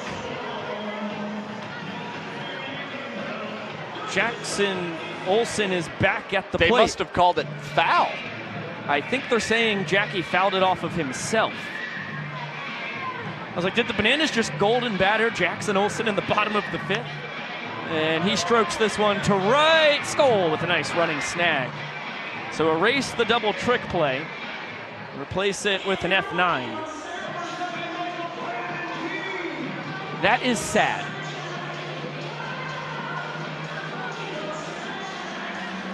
It's also sad that I write in my box scores in pen. Got to get those erasable pens, my friend. Just the gift that keeps on giving. Does not feel the same as my pilots, man. This is a pilot. Yeah, but it's not a G207. Wow, you jumped on that. Not all pilots are built the same. All right, I got to figure out how I'm going to fix my scorebook. I think it's just going to be a lot of, I'm just scribbling it all out, and I'll write a 9 next to it. Okay. That's solved. 1-2 here to Deeb. Driven deep down the right field line. Foul.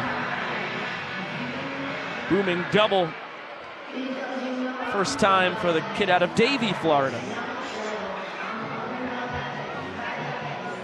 Former Notre Dame linebacker could not be enthused that the Fighting Irish, number 5 in the nation, fell to Northern Illinois today in football.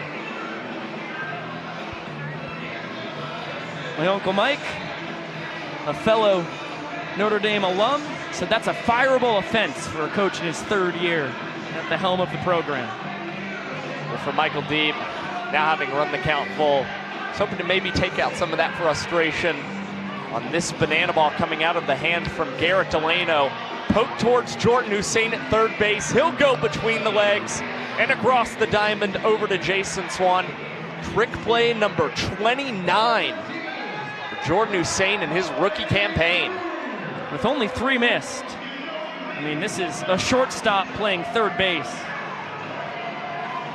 A similar thing for the Nanners with Kyle Jackson at third.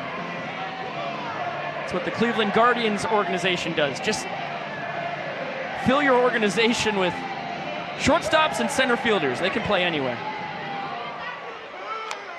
Back up the middle. Delano nearly got it behind the back. Acuff! He says, I'll grab it behind the back for you. Mesmerizing trick play as the party animals claim their 2nd point.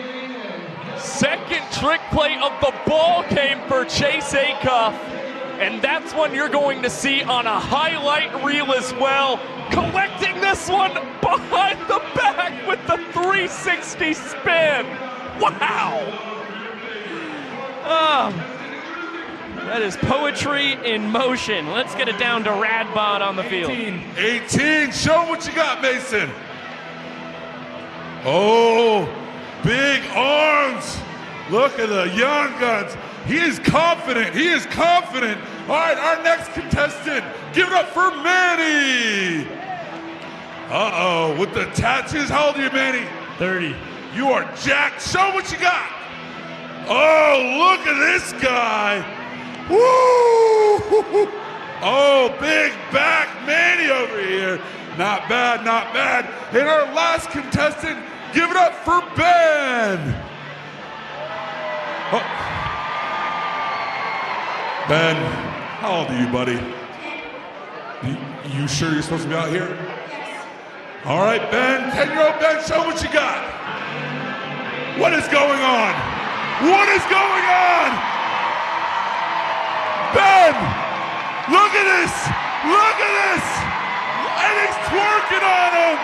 Big muscle Ben. All right. Cheer your loudest for your favorite, Mason. Not bad. How about Manny? Oh, man. How about my boy Ben? Give it up for Mr. Olympia, Ben.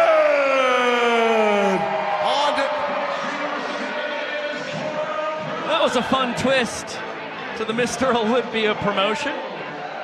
Radbot incredible on the mic as per usual, as Correll Prime takes over for Cowboy Kyle on the bump, who spent 7 years in minor league baseball, all of them as a hitter, but logged 73 1/3 innings in the American Association on the bump last year and has been really impressive as a pitcher in his young banana ball career. Lewis had to throw 47 pitches across 2 frames, so the Bananas turned to Correll Prime out for the 5th time as a Savannah Banana. And he's still yet to give up an earned run with the Bananas and will take this play all the way to the bag himself and collect a trick play at the exact same time. And look at the smile from Prime. Oh my goodness. He's just so smooth. He was having too much fun with that one. Couldn't contain myself. Let a whoop out. Well, you were calling the play. Very unprofessional of me, as Jordan Hussein says, No trick play here. I'm going to blast this to left. Second hit of the night. As you can see, Ty Jackson has shifted over to left. Looks like Reese Alexiadis has been inserted in center. No, that's DR Meadows. That's DR Meadows. No cape. Why would Reese be out there without a cape, Bika? Why would Reese be out there without a cape? Hey, don't be so hard on yourself. Don't like seeing you get in this headspace. Deep breath. I'm back. People make mistakes in life. A couple 7-year minor leaguers doing battle. Nice backdoor bender from Prime.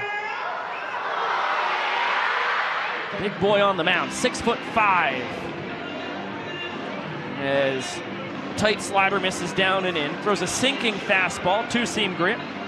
Cutter of the slider you just saw there and a changeup.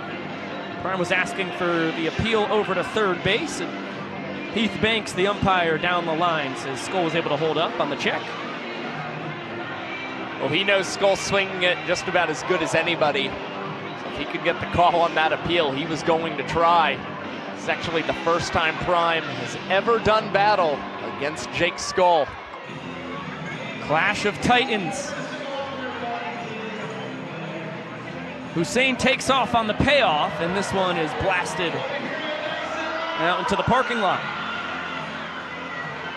We get another payoff to Skull, 1 for 3 on the night. RBI and a run scored. 1 hit away from making it 9 straight multi-hit games. And he spoils another one. You see Skull nodding after every foul ball that he's hitting, getting a feel for what Prime is offering out there on the pitcher's mound. And it was Skull trying to beat the shift a little bit, sneak that one down the left field line. And now this one pulled over to Alex Ziegler at first base. We'll get the lead runner Jordan Hussein at second. And Skull with the fielder's choice for the Party Animals.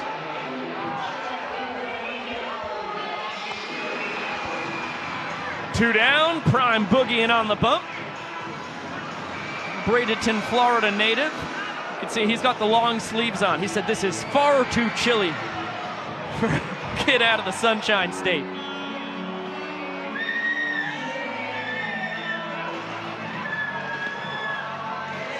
Nanoland is filled with energy givers.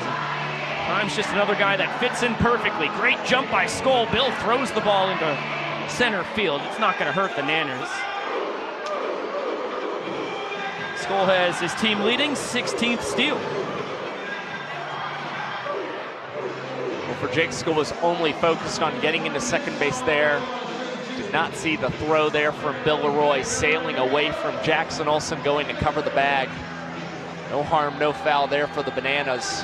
Now Prime needing to get back in the count against Chase Acup, who lines this one to the left field wall, and Skull will come across and score for the Party Animals. Now 3 runs batted in tonight's ball game for the Party Animal shortstop. It's up to 45 ribeyes on the tour. He's got a great chance to make it to 50 now. Still 9 banana ball games to play after tonight's contest concludes.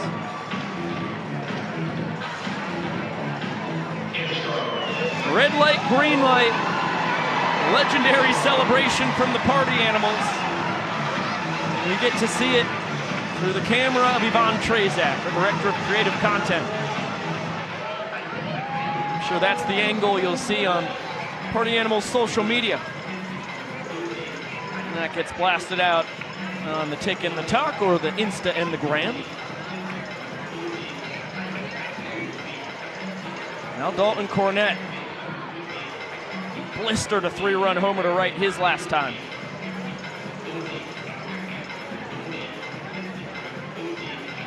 Swings through that tight slider.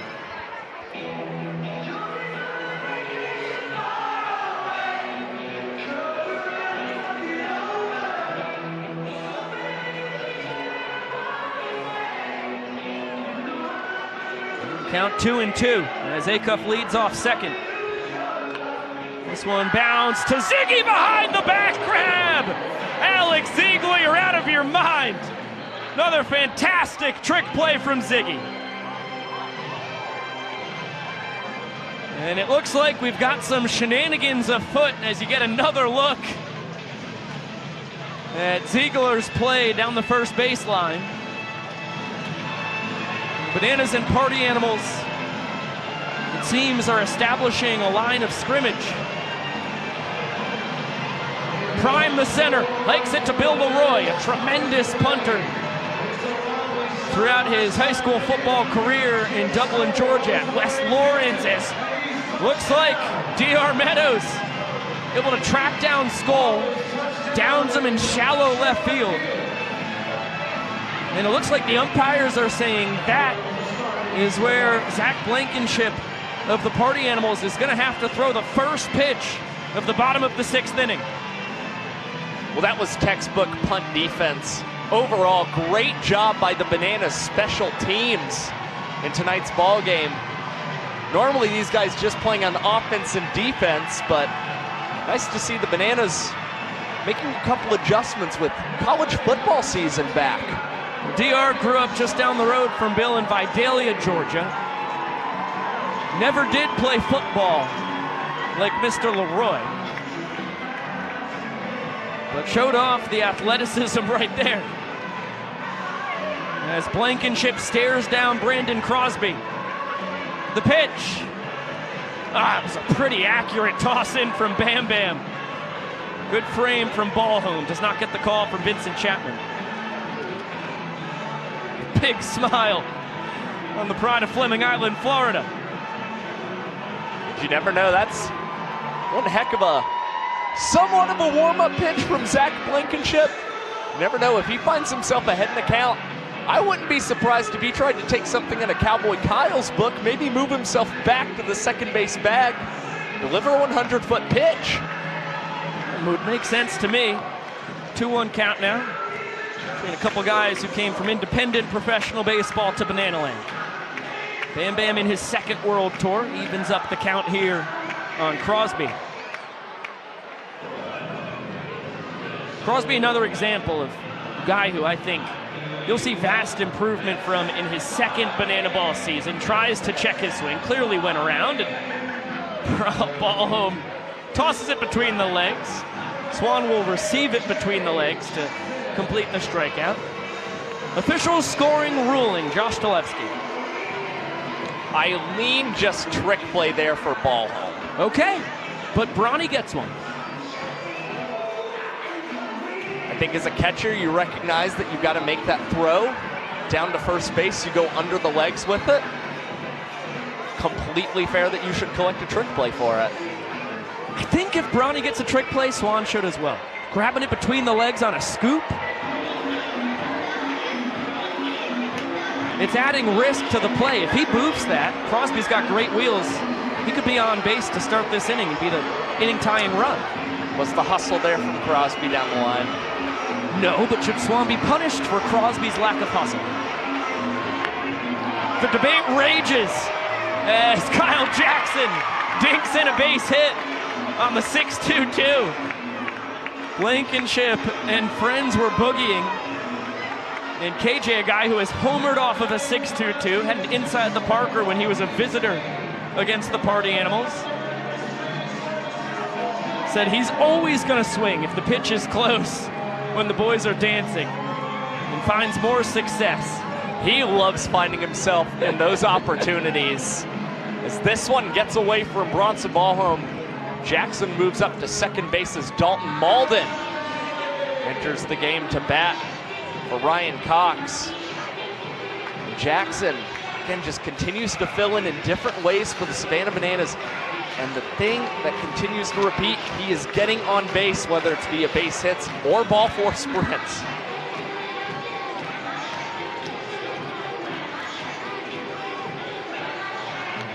Liner foul!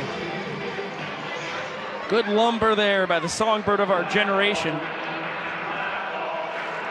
Kid out of Trevecca Nazarene University. Bethune-Cookman before that. And he was a teammate of Michael Deebs.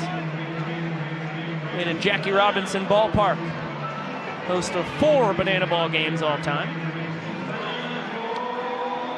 Dalton started out at the College of Central Florida.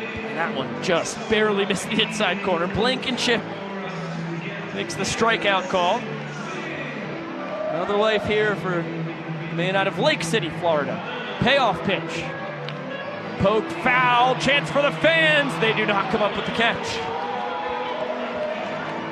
The catch almost made by a youngster. Couple rows up from the Bananas dugout. But you saw some other fans near him clapping happy that Malden did not foul out and instead will earn the ball four sprint as the Bananas are going to tie up this inning at a run apiece and keep the Party Animals from claiming a 3rd point in this ball game. Good hustle there from Dalton too. He gets 2 bases on the sprint. Here's Gillum. World's tallest batter, Dakota Stilts Albritton.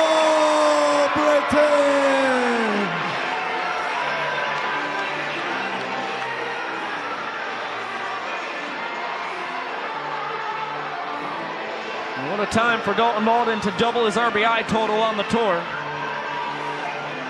He ties the 6th inning. And now the fate of the frame in the very capable hands of Dakota Stilts Albritton. He's been swinging a good bat as of late. We saw him in Savannah, Georgia, the last homestand at Grayson Stadium. Stilts face off against Sean Fluke in his first career banana ball start and collect a walk-off RBI single. That was his 2nd walk-off of the tour. Blankenship trying to find the zone against his 10-foot, 9-inch tall foe at the dish. And Stilts is swinging 3-0. Tracked down by Becerra in right center. Malden fakes a tag and heads back to 2nd. More good lumber from Stilts. Just a great outfielder out there in center field. Armando Becerra glides in center field. It's the best way to describe it. Had an incredible jump and recognized that that ball was falling very fast. Incredible play by Becerra, who has now come in to play center field. Reese Hampton, it appears, has moved to the extra hitter spot tonight for the Party Animals.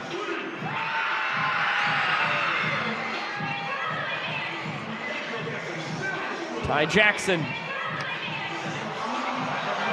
This one popped foul territory. Swan towards the Bananas dugout. Oh, that thing nearly landed on Farty. Count 1-1.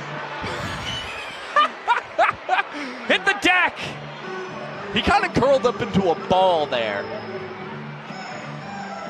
I don't know if my reaction would be so different. That one fouled off of Ty himself, who's getting battered tonight. He was plucked his last time up. You got to get him a Farty-sized glove for games going forward. Yeah, or a Farty-sized helmet.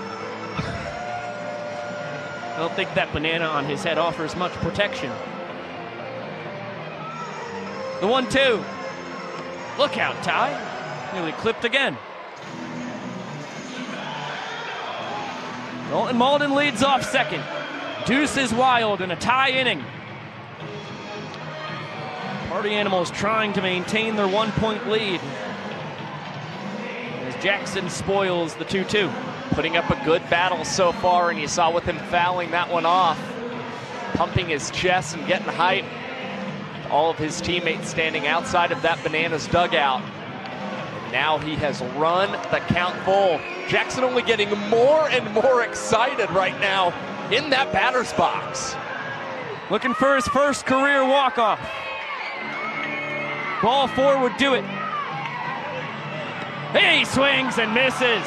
Bam Bam bears down, and he's fired up. Heck of a job by Blankenship. Picks up a couple Ks. Bends but does not break. And the Animals still lead 2-1 as we head to our final 3 innings. Well-located sinker. Firm offering from the man out of the Frontier League.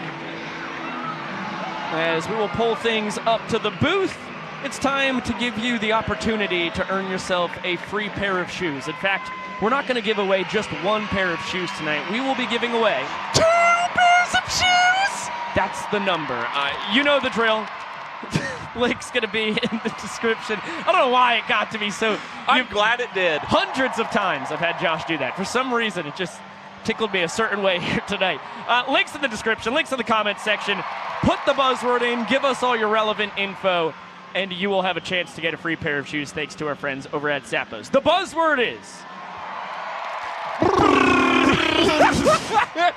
For some you didn't reason, even set up the drum roll. I know, I just wanted it to be a natural drum roll. That's okay. That was never communicated, though. It was just kind of off the cuff. I'm trying something different. We're having fun out here in Des Moines. Cubs. Cubs is your buzzword tonight. Can you spell it, Josh?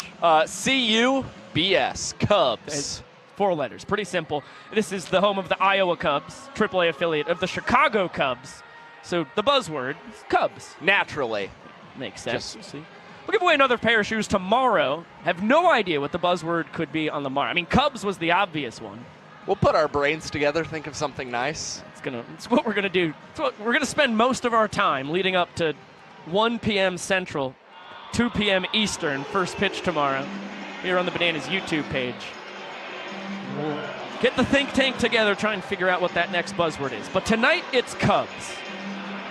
Get yourself a chance at one of the 2 pairs of shoes our buddies at Zappos are offering up this evening. Armando Becerra with a pitch fired behind him. Now pops this one up. Bill Leroy just in front of Drake Toll on the dugout broadcast as the catch route number 1. Good stuff from Bill Leroy. And barking at the Party Animals dugout as well after coming up with the catch. Would have loved to have come up with a trick play, but as he continued to approach that warning track in foul territory and the netting, just figured he would catch it the standard way. Getting out there for Correll Prime.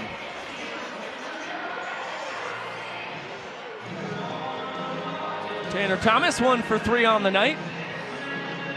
A fellow Fleming Island man with his buddy Zach Blankenship. Guys have been friends going back to the early days.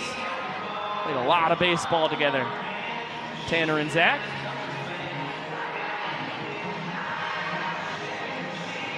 He bounces this one back to Prime. Behind the back twice, flips it behind the back to Ziggy, but sails it just a bit. Alex not able to make the play, and it's a trick play missed for Correll. Prime was having a little fun once again with the comebacker hit to him. I think just took a little too much time with the transitions, and Tanner Thomas has exhibited really good speed this season. 6 steals of first base, so very good at getting from home to first base this year. And is able to reach for the Party Animals as this one gets away a little bit from Bill Leroy. He's able to jump on that ball quickly and keep Thomas from advancing up to second base. And credit Tanner with the hustle there in what looked to be a foregone conclusion that he would be out. Olsen bounces it to Cox. Ziggy behind the back, over at first. Double trick play, double play for the Nanners. Magnificent stuff from the Savannah Bananas. A beautiful bounce pass from Jackson Olsen, and then it's Alex Ziegler with that cherry on top, fielding that one behind his back. 3 trick plays in the ball game from Ziggy. That's why you put the man out of Butler, Pennsylvania at first base. Showing off the skills as we send it down to Andy Archer. All right, guys, I'm here with Ty Jackson, my new teammate. He's been an absolute spark plug for us on the field, in the dugout, in the locker room, and in the stands with these amazing fans. Ty, I'm so thankful to be your teammate, but man, where does your energy come from? I think my energy just comes from, being around certain guys like you, KJ, Prime. I think past teammates too, they always need that spark plug. I wake up every day and I'm blessed because, another day above ground is a great day. Remember that.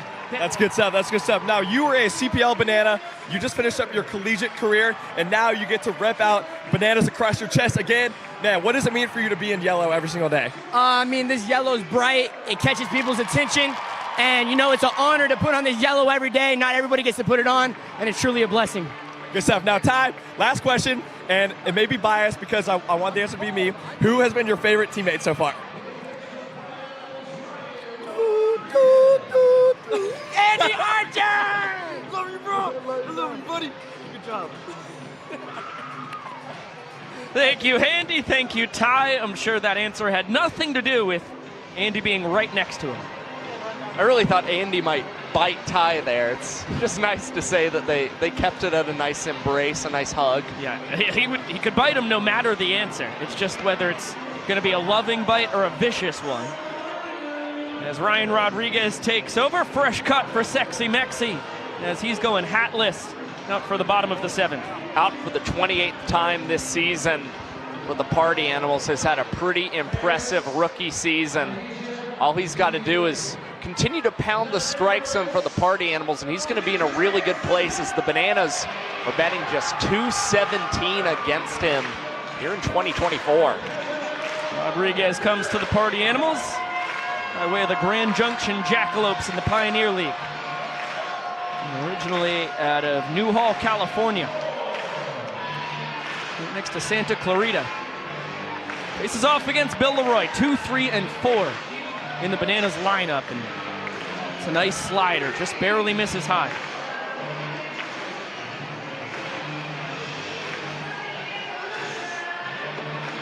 It was a Billy Baum his first time up.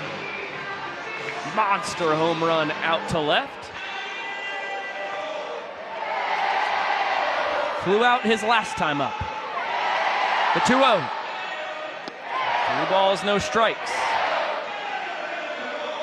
Cutter, slider, and a 12-6 curveball, the primary weapons for Rodriguez. We mentioned the Bananas not with a lot of success against Ryan Rodriguez this season. Bill Leroy still seeking his first hit against the Party Animals rookie, and is swinging 3-0 and lacing this one foul towards the Party Animals bullpen.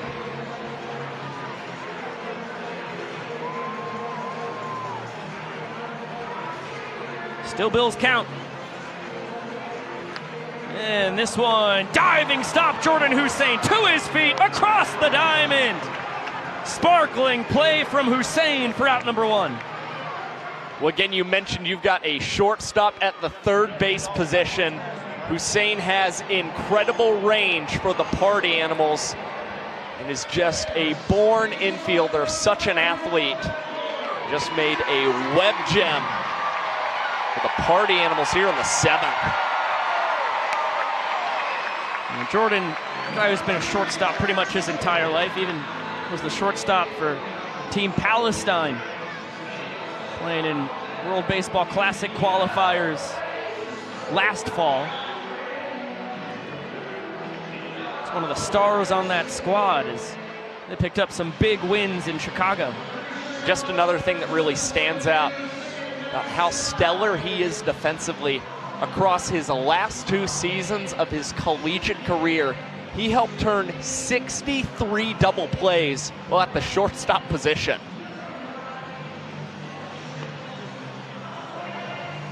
Well, gets the top of the zone. 2 balls and a strike right now on Eric Jones Jr.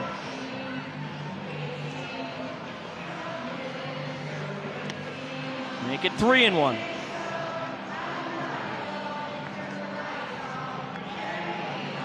The first game, Jordan Hussein played for Team Palestine. They played Pakistan. They won 5-4, and Jordan scored 4 of the 5 runs. Impressive stuff as EJ works the sprint. He'll be about facing and heading back to first. A little bit of sloppy sprint defense by the Party Animals, but it was once it got to the outfielders, so it was too late for EJ to change his decision and try and hustle up to second. And it's also not imperative for Eric Jones Jr. to have to get into scoring position, because the Bananas have the ability to and will use Malachi Mitchell as the designated runner. Jackson Olsen He had a ball and no strikes. The inning-winning run with Olympic caliber speed at first base. Olsen's flown out to right twice. Jake Skoll would love to get another one.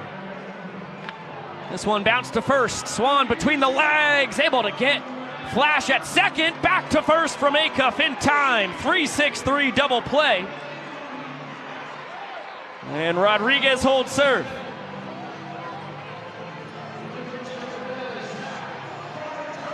And looks like we're going to have the world's fastest inning. Another look at the double play. Zach Phillips out on the mound. Former Kansas City Royals minor leaguer. As this one's bounced to short. Hey, there's Bryson Bloomer. He's going to reach on a trick play missed for Brian Cox. Good to see that guy swing the bat in a banana ball game again. He is way ahead of schedule in the rehab process to be doing that. Yeah, honestly, very surprising.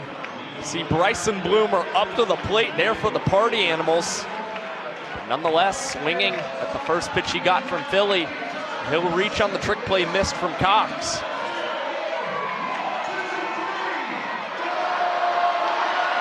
It's one of those situations that was ball home spot in the order. He was not going to be able to hit in time, having to take all the gear off. And let's go in hyper speed in banana ball.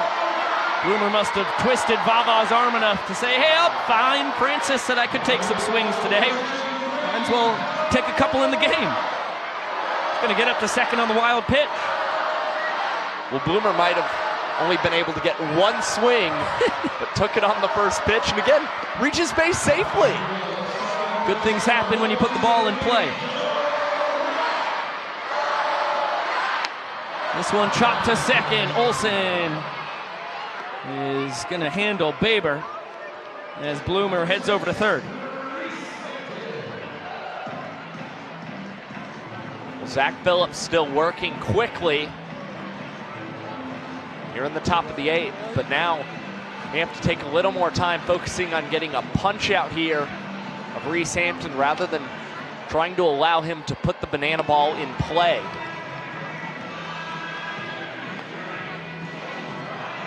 All in a strike on Hampton. Right side of the infield in on the grass, Ziggy and Olsen. Left side with Cox and Jackson are playing halfway. Bloomer's got good wheels. This one tapped to Jackson. Bloomer's going to test him. Flip home, not in time. Bloomer off on contact. Gets Hampton a ribeye, and the Party Animals score one here in the eighth. Well, the infield wisely shifted in for the Savannah Bananas. Jackson Olsen focused on trying to get Bloomer. We'll see if the fan challenge in any way reverses this call in favor of the Savannah Bananas as we now go to video review. Spoiler alert, it will not. But we'll look at the video anyway, as we are required to do by challenge contract. There it is. Bloomer clearly touched home plate. And the call stands. Vincent didn't even stick around to wait for the verdict. All right, after but I don't blame review, him. The ruling on the field stands.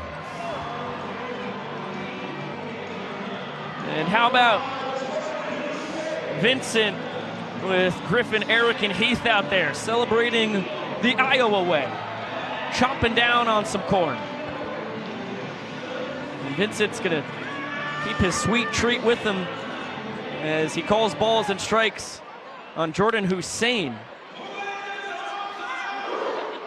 Looks like the Party Animals actually had a hit and run on this.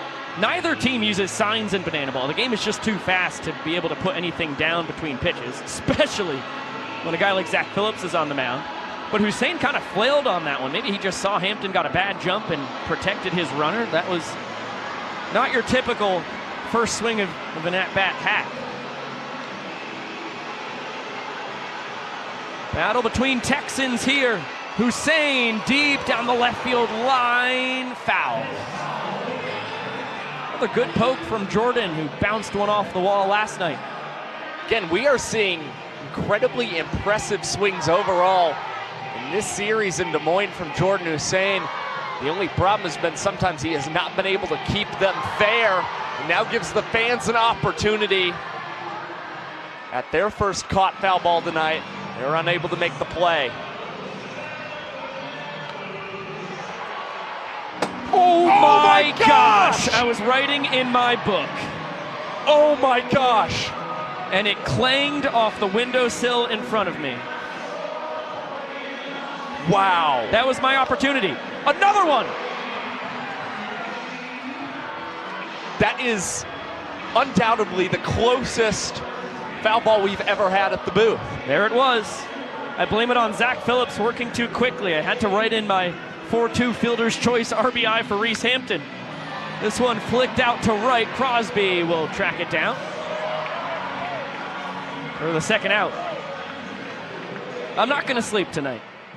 There's no way I could lay my head on the pillow and be at peace. I mean, I'm taking responsibility for it as well. The communication possibly should have been better on my part. We have to stick together as a broadcast team. It might have broken. In a sense, I failed too. Okay, I don't think that's on you in the slightest. It happened so quickly is the other part of the problem. It was stung. I think I probably would have broke a couple fingers, to be frank. The thing would have jammed me right up against the metal windowsill. It was a screamer. Yeah. It was not the most playable of foul balls, but it was one that I actually could have reached, which is the first time in my 5 years of broadcasting banana ball. Perfect throw, Bill Leroy. Reese Hampton's a dead duck at second base for the second straight night. Leroy guns down a party animal trying to swipe a bag.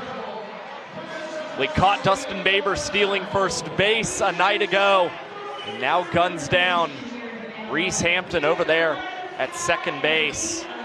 And the Bananas need to see if they can respond and keep the party animals from extending their lead here on night 2 in Des Moines. Oh boy, if I just saw that thing off the bat.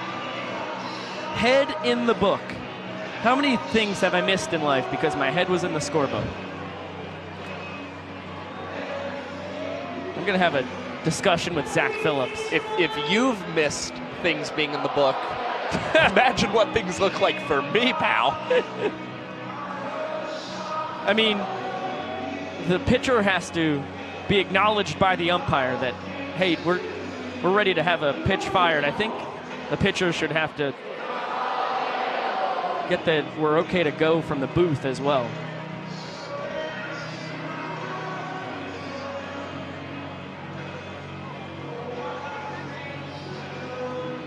Do you need a hug? Sigh. No, that's okay. Okay. That's okay. I appreciate it. Nothing can fix me right now. See what happens post-game dinner. But my consolation is it was stung. I just can't believe, I mean, I literally am writing 4-2, fielder's choice, putting the RBI down. I look up and the thing bangs. I mean, I hardly would have had to lean to get my right hand on it. If I saw it off the bat, two hands, no, it was going to have to be a one-handed play. No, I could have done it. I think I could have done it with two hands, personally. I could have.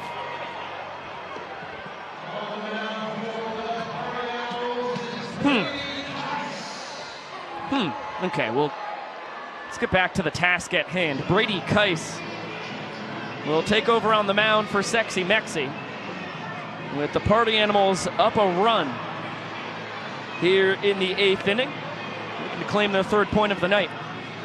Pitching now in back-to-back nights for the Party Animals. We saw him enter last night's game following a world's fastest inning. Brady Keiss faced 3 batters, was unable to record an out, and surrendered a walk-off to the Savannah Bananas, hoping to have a little bit more of control out there on the pitcher's mound and really just not allow Banana Ball to speed him up in his pitching process. I see lots of people in the YouTube chat saying the window should have been open. The window is wide open. The window folks. is open, everybody. I do not Both broadcast windows. with a closed window. That's a base knock for Michael Deeb. Now 2 for 3 on the night. He continues to swing a hot bat. This is when a Josh Biko POV cam would be really helpful for everybody. Correct. Also would be helpful to prove that the catch actually happened. We're not in a spot that our high home camera could capture such a play. Good news is there's a lot of cameras at a banana ball game. The Meadows here has taken over in the 6th hole for Robert Anthony Cruz. He's in center field as Ty Jackson has moved from center to left. And a liner base knock for the Doctor. Off the bench and into the scorebook with the base hit. And it is just not surprising whatsoever. DR Meadows is able to do that. The only man with 80 or more hits for the Savannah Bananas. And now with Michael Deeb reaching second base, the Bananas will take him off the base paths and use Danny Hosley as a pinch runner in tonight's game. Foul ball into the second deck, not caught by the fans. Brandon Crosby, a single his first time. With the inning tying run at second, winning run at first. Great speed on both bases.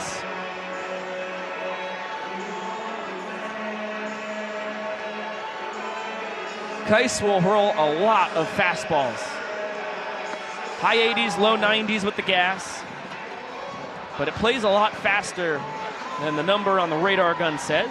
We're working a slider and a changeup as well. Really used to always be a changeup pitcher. In the last 2 years, he's become primarily a fastball guy.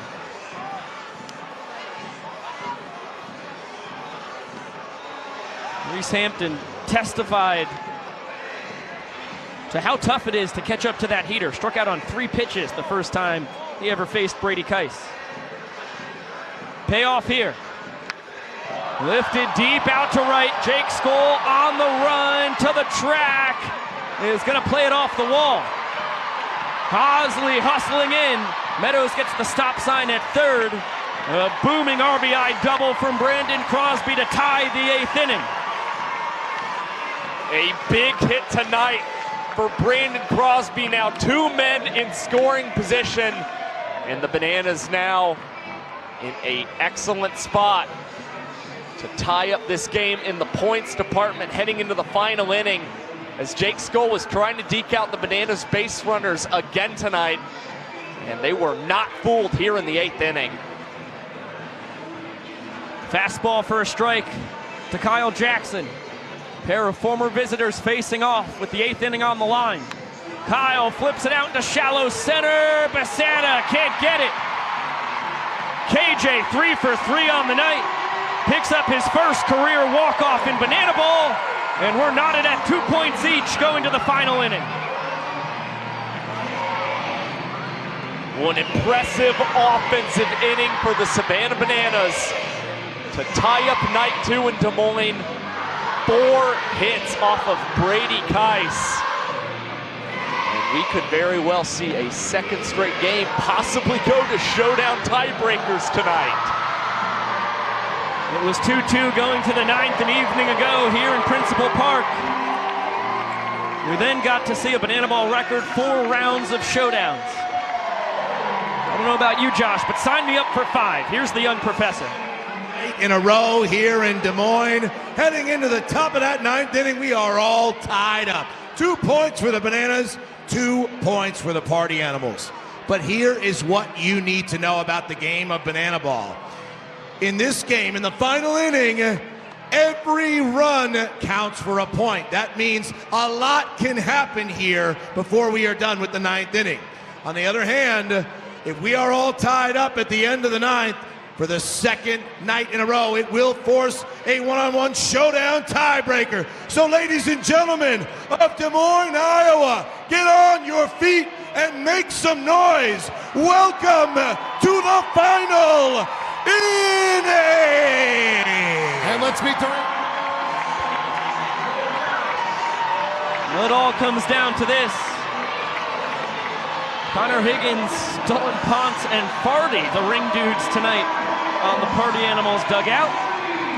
One is Nick Donaldson filling the same role on the Nanners side. Knotted at 2 points each as Austin Krasminski takes over on the mound.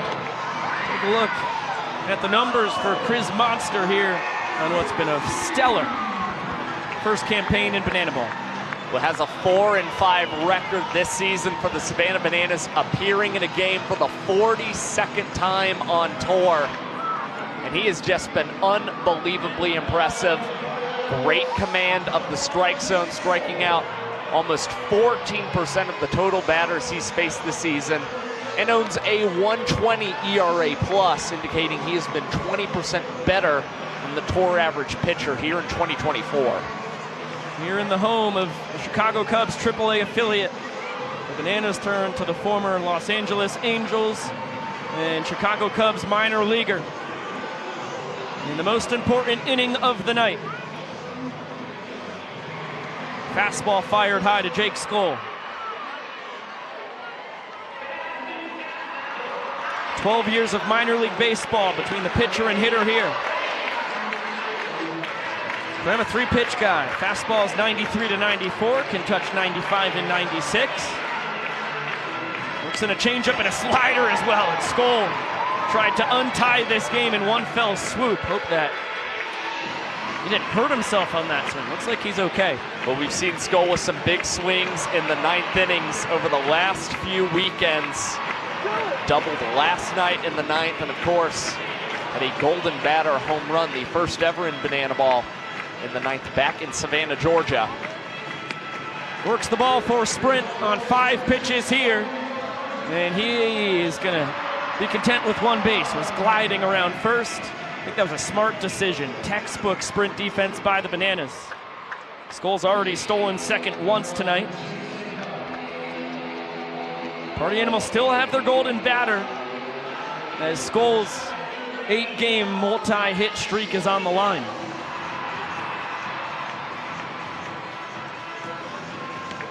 Go-ahead run is aboard as Acuff gets a fastball right down the chute.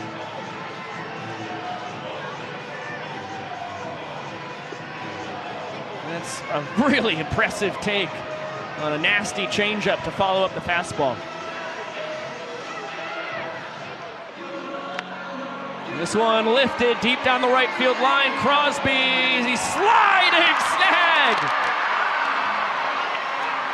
Grabs it just before it touches down on the grass, and he's fired up. That is not an easy play to make if you are Brandon Crosby, but sliding towards that right field line comes up with a play that puts all the fans down that right field line in a frenzy. And it was Crosby just as fired up about that catch as Dalton Cornett can't catch up to the first offering from Austin Krasminski. Dalton was not sitting fastball.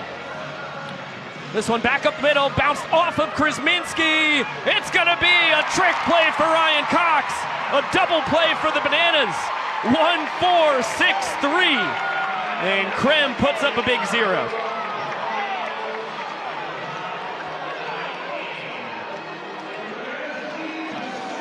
Just one run to walk this off.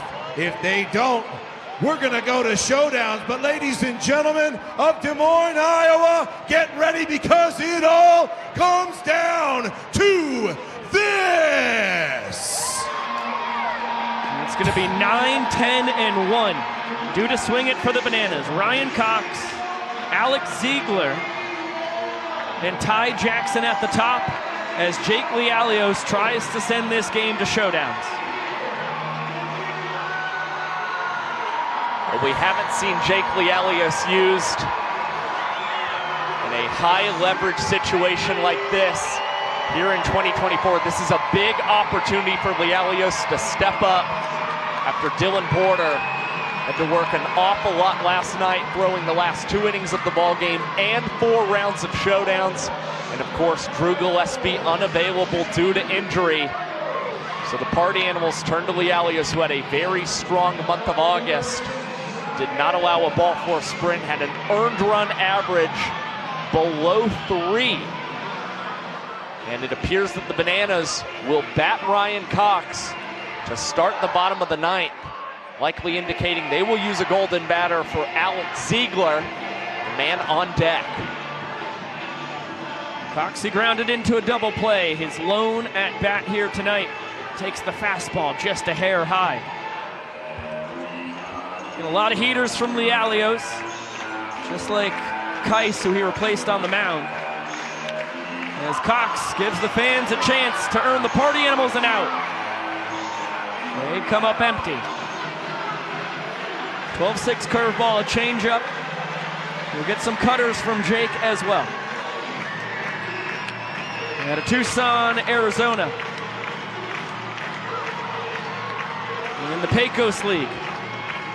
2 balls and a strike on a Banana shortstop. And what is really hard to believe, here in the month of September, Bananas and Party Animals playing so much in 2024. This is actually the first time Cox and Lialios have battled this year. As Coxey sends another one into the stands, and the fans coming up empty on the catch. Bananas still have a golden batter to use.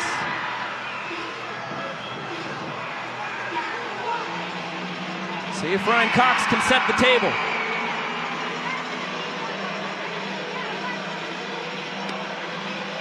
Full count. Fastball just barely misses around the bottom of the knees. It's a pitch Vincent Chapman has been calling a ball all night long.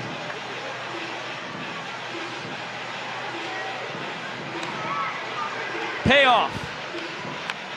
Flared out into left center field. Basetta makes it look so easy.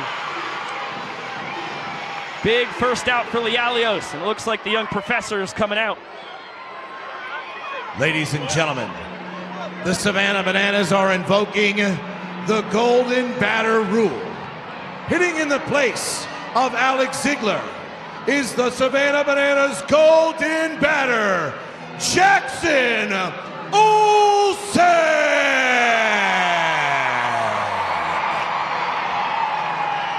Gillum, Virant, and Ortega are turning to their hero from an evening ago. Jackson, in his first ever opportunity in showdowns, cleared the bases and brought himself home to walk it off in round 4. Gets a first pitch changeup and comes up empty. They feel very confident in what they've seen from Jackson Olsen. As of late, he may have lobbied for this golden batter plate appearance himself. So he finds himself 2 for 2 against Jake Lialios this season. Big smile from Jackie behind 0-2. This one out to left center. Tanner Thomas hardly has to move. Goes behind his back in a huge spot. What a gutsy play from Thomas. Tanner Thomas. The confidence is through the roof for the Party Animals left fielder right now. Only his 7th trick play of the World Tour. And this one coming with the game on the line. He misses that. Olsen likely finds himself in scoring position. Wow. Back to the top of the order and Ty Jackson. Trying to leave his mark on Des Moines, Iowa.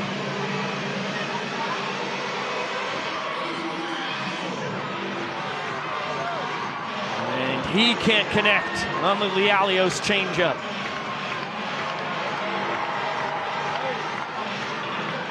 Looks like Jake has excellent control of the off speed. Needs one more out to get us to showdowns. Jackson, good contact, but straight to Basetta. And we're going to showdowns. Here comes the young professor. Here we are again, Des Moines, in the game of banana ball. If it's all knotted up after 9 innings, there are no extra innings. Instead, it's time for the showdown. A banana ball showdown works like this. 1 hitter versus 1 pitcher with 1 fielder. Each team is going to send 1 hitter to the plate. Their job is to score around all the bases and get it unanswered by the other team. A home run over the wall will end it all. If both teams score, we go to a second round. But ladies and gentlemen, for 2 nights in a row, this is the showdown. On the mound for the Bananas is Austin Krzminski. Reese Alexiades is the fielder.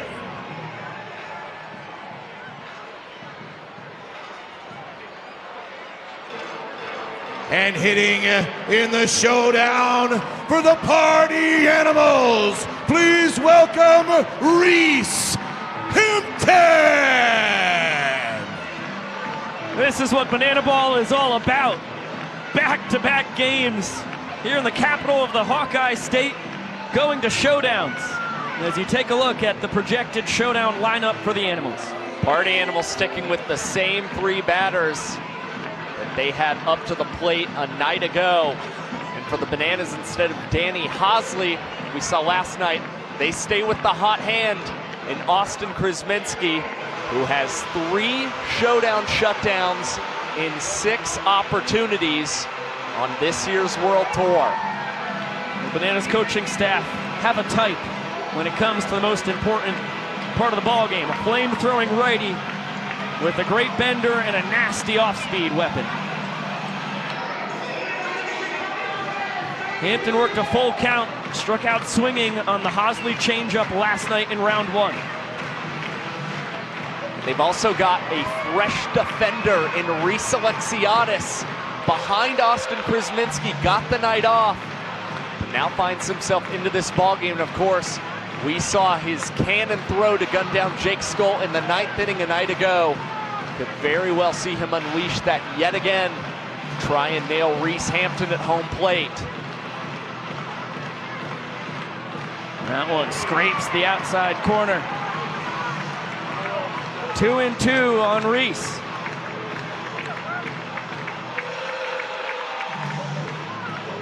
Flicked foul. Great spoil from Hampton. What we've seen in showdowns each of the last 2 nights now, started with Danny Hosley, now it continues with Austin Krzminski. And they've got 2 strikes on Reese Hampton. They are trying to go to that outside portion of the plate. It's the Party Animal switch hitter who battles off another one foul.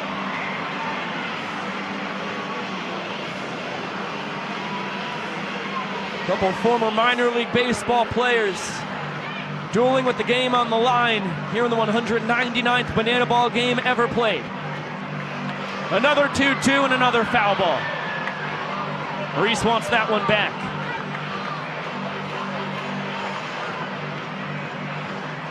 The timing just a little bit off right now for Reese Hampton, who is solely focused on putting this ball in play in some capacity against Austin Krzminski, and watches this pitch sail just a pinch low.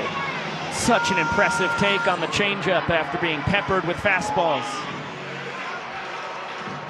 Payoff. That ball's driven deep out to right center field. It's going to stay in the park and settle down on the warning track. Hampton can fly. He's around third. Boy, Alexiades has a cannon, though.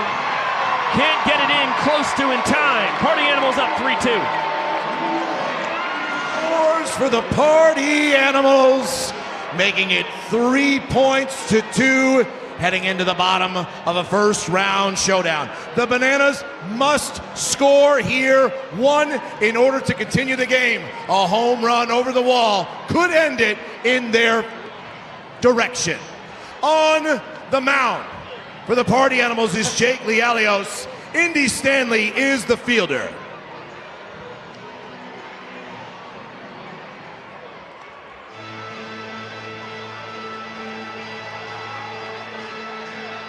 What a moment for Jake Lialios.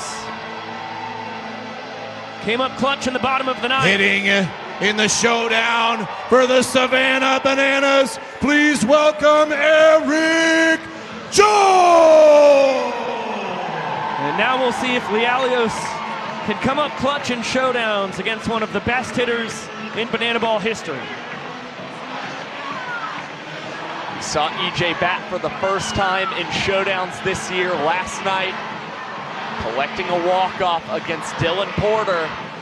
Now he finds himself ahead in the count against Jake Lialios to start the Bananas half of showdowns.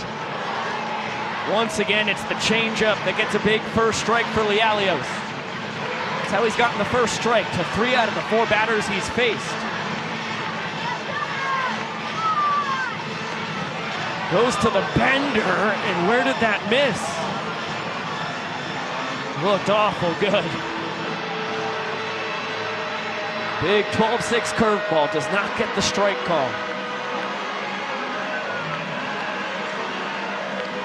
Has to go to the fastball. Then he gets strike 2. Manners down to their final strike. Big thing I'm noticing, Jake Lialios, very confident with his breaking stuff, still has a ball to play with. Maybe what he goes to against Eric Jones Jr. Cannot get the changeup to find the zone. Count has now run full.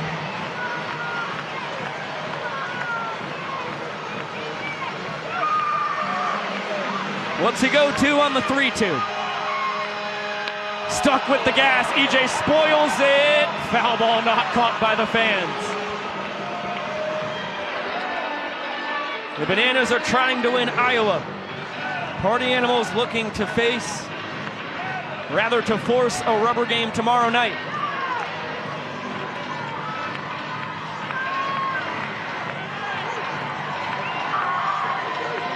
This one driven to center. It's going to be tough to get EJ on this one. Indy Stanley has to go all the way just in front of the warning track. He fires it in as Jones Jr. rounds third. It sails over Lialios' head. We're going to round 2 here in showdowns in game 2 in Des Moines. The Savannah Bananas keep it interesting. They score 1 right back, and we are all knotted up once again. 3 points for the Bananas, 3 points for the Party Animals.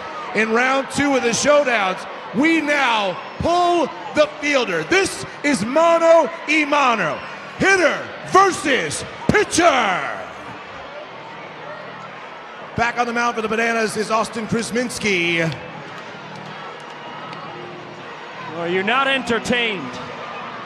This is what Banana Ball is all about. Both sides go to a full count in the first round of showdowns. Both hitters come through in the clutch. And again, it's 2 guys at the top of the extra base hits leaderboards this season. Just goes to show they are absolute barrel machines. And hitting in the second round of showdowns for the Party Animals. Please welcome Jake Principal Park. Skull! Able to score them easily. So now Jake Skull bats in round 2 for the Party Animals. 3 walk-offs in 3 opportunities in showdowns this season. He has been incredibly tough. Saw his 8-game multi-hit streak broken tonight.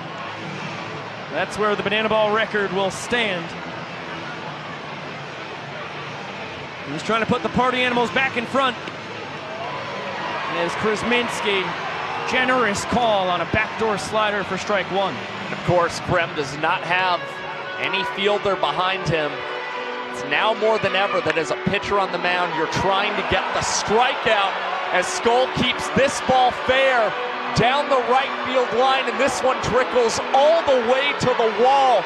Skull is easily going to come across and score a 4th point for the Animals.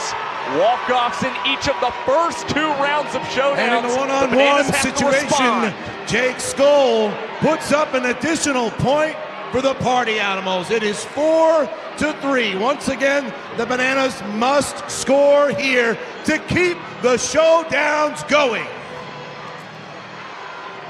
Back on the mound for the Party Animals is Jake Lialios. Well, so far we've seen 3 very professional at-bats from 3 former minor leaguers. Jake Lialios gets another chance to secure the win.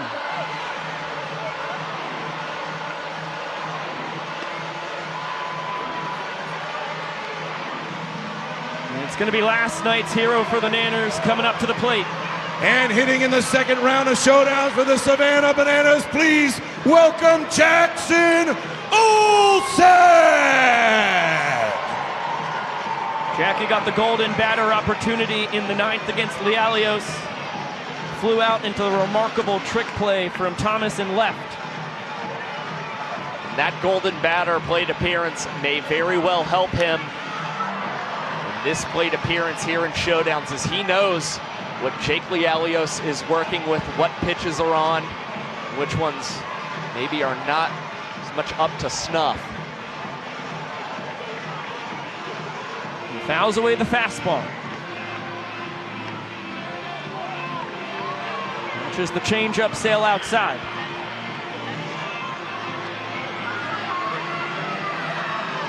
Wilson had his first ever showdown opportunity last night. Obviously, it went quite well for him. The Bananas once again down to their final strike. You can see with these foul balls going into the stands, fans urging other fans not to catch these foul balls and secure a win for the Party Animals. Lialios still ahead in the count here against Jackson Olsen. Comes set with the 1-2 delivery, and Olsen swings through the pitch. Lialios with his first career showdown shutdown, and it's the Animals who wind up on top on night 2 in Des Moines.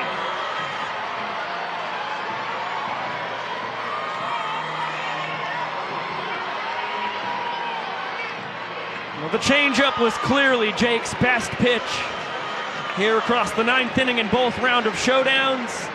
And he goes to it in the biggest spot. Strikes out Jackson Olsen. And the Hawkeye State will be decided tomorrow afternoon. First pitch at 1 p.m. Central, 2 p.m. Eastern.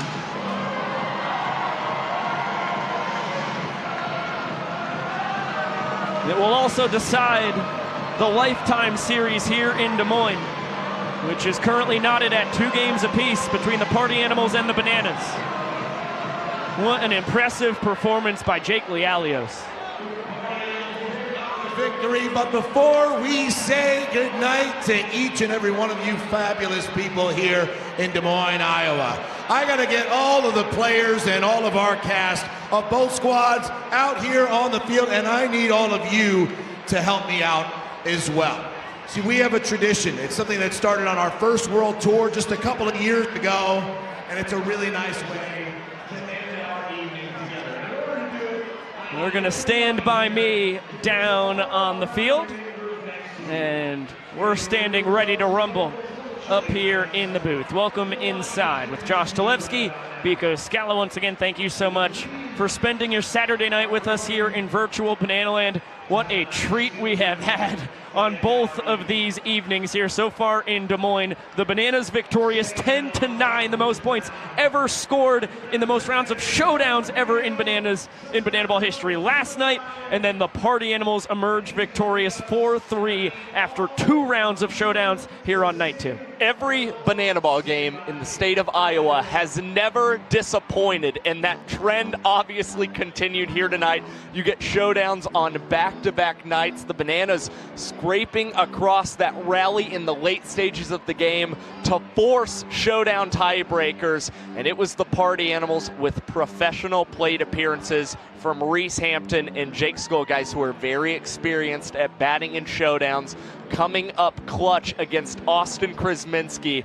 And for Jake Lialios, we know that he has been an incredible entertainer across his time in Banana Ball, but he just had the game of his life from a pitching standpoint in Banana Ball, working that scoreless ninth inning and then getting the showdown shutdown of Jackson Olsen on a strikeout, no less, to secure this victory tonight for the Party Animals. It was unbelievable stuff for Lialios. Again, we said that he was earning this high leverage spot, and I think Mike Vivacis feels a lot more trust in Lialios going forward for the rest of this tour.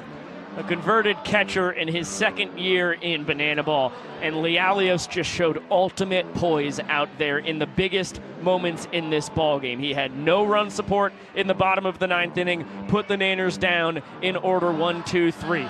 Eric Jones Jr., he pitched very well to one of the best hitters we have ever seen, one of the best hitters on this tour. I put him in the top 2 with Jake Skoll. Works a full count. EJ spoils a well-located fastball, ends up emerging victorious with the blast to center. It does not faze Lealios, who bears down, jumps ahead of Olsen, and goes back to the changeup to pick up a huge K as we are now split across 2 games in the capital of Iowa. It was another dramatic finish to a Banana Ball game. Again, these endings as of late have been off the charts. And again, Jake Lealios with the performance of his career. And looking at the rest of this game as a whole, a great back and forth battle between the Bananas and Party Animals overall.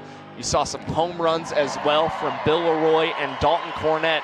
And it's also worth mentioning the Bananas and Party Animals combining for 20 trick plays in tonight's contest as well. So did very well in that department tonight. And none of them more daring than Tanner Thomas in the bottom of the 9th inning with 1 out going behind his back when the go-ahead run reaches, if he does not emerge with that one. Okay, let's grab the old electronic device here to find out which 2 people who were watching this broadcast get a free pair of shoes courtesy of Zappos tonight. Drum roll, please.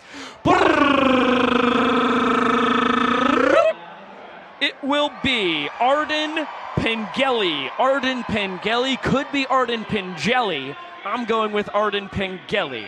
Little tomato there. And Crystal Titus. Crystal Titus.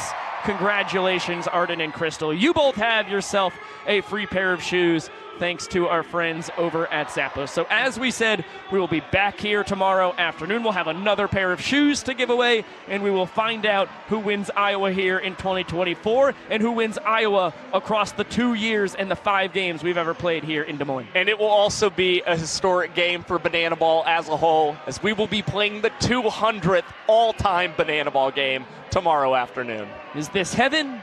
No, it's just Iowa. I mean, of course, Des Moines. Could we ever script a better 5 games? I think not. Let's shout out the cast and crew that made this show possible here. Quick turnaround before we have some afternoon Banana Ball on the morrow. Down at the first base cam, that is Sophia Peach. On the high home camera, Mr. Clayton Franklin himself, Clayt Pimp. On third base, Emerson Elmgren, the Iron Horse of BTV. On high third, Lexton Fowler, who is Lex Enough. On the wireless, Justin Gordon flying all over the field, getting some excellent shots of the young professor in showdowns. Our engineer, Mr. Nick Keldy. That would be Cowboy Keldiggity. DJ Squints, also known here in Iowa as Drone J Squints. That's our guy. Our technical director back in Savannah, Georgia, is Mr. Griffin Ellis and Mrs. Arch Pongold. 2 technical directors. 2 technical directors! That's right, Josh. Our director calling all the shots. Keegan Woods for the 2nd straight night. Tremendous work from the Keegster. On the audio, Gwen Giddo. The scorebug handled by Michael Basista. The graphics, Julia Massey. The statistics on said graphics, Mikey O'Connor. They are the best control room crew you could ever dream of. And same goes to our moderators in the chat. Scott Thompson for a 2nd straight evening, and so great to have Colbyte_ back in the chat, goofing around with the great people here in BTV. Josh Talevsky on the color commentary and statistical savantry, superb. Biko Scala, thank you for finishing all of my sandwiches. You know how to make me swoon, buddy. Big thanks down on the field to Andy Archer, playing reporter for us tonight, as well as Dan Oberst for joining in on the fun. For the executive producers of BTV, Jesse, Emily, and Carrie Cole, as well as Jared Orton, and our coordinating producer of Bananas Television, Chad Reese, the straw that stirs this delicious drink. As Josh said, I'm Biko Scala. Saying so long for now. We'll see you on the rubber match tomorrow afternoon. Let's get a couple more rounds of showdowns, why don't we? And we'll see who wins Iowa here in 2024 and lifetime. Until we catch you tomorrow for a 1 p.m. Central first pitch, 2 p.m. Eastern, we will see you later!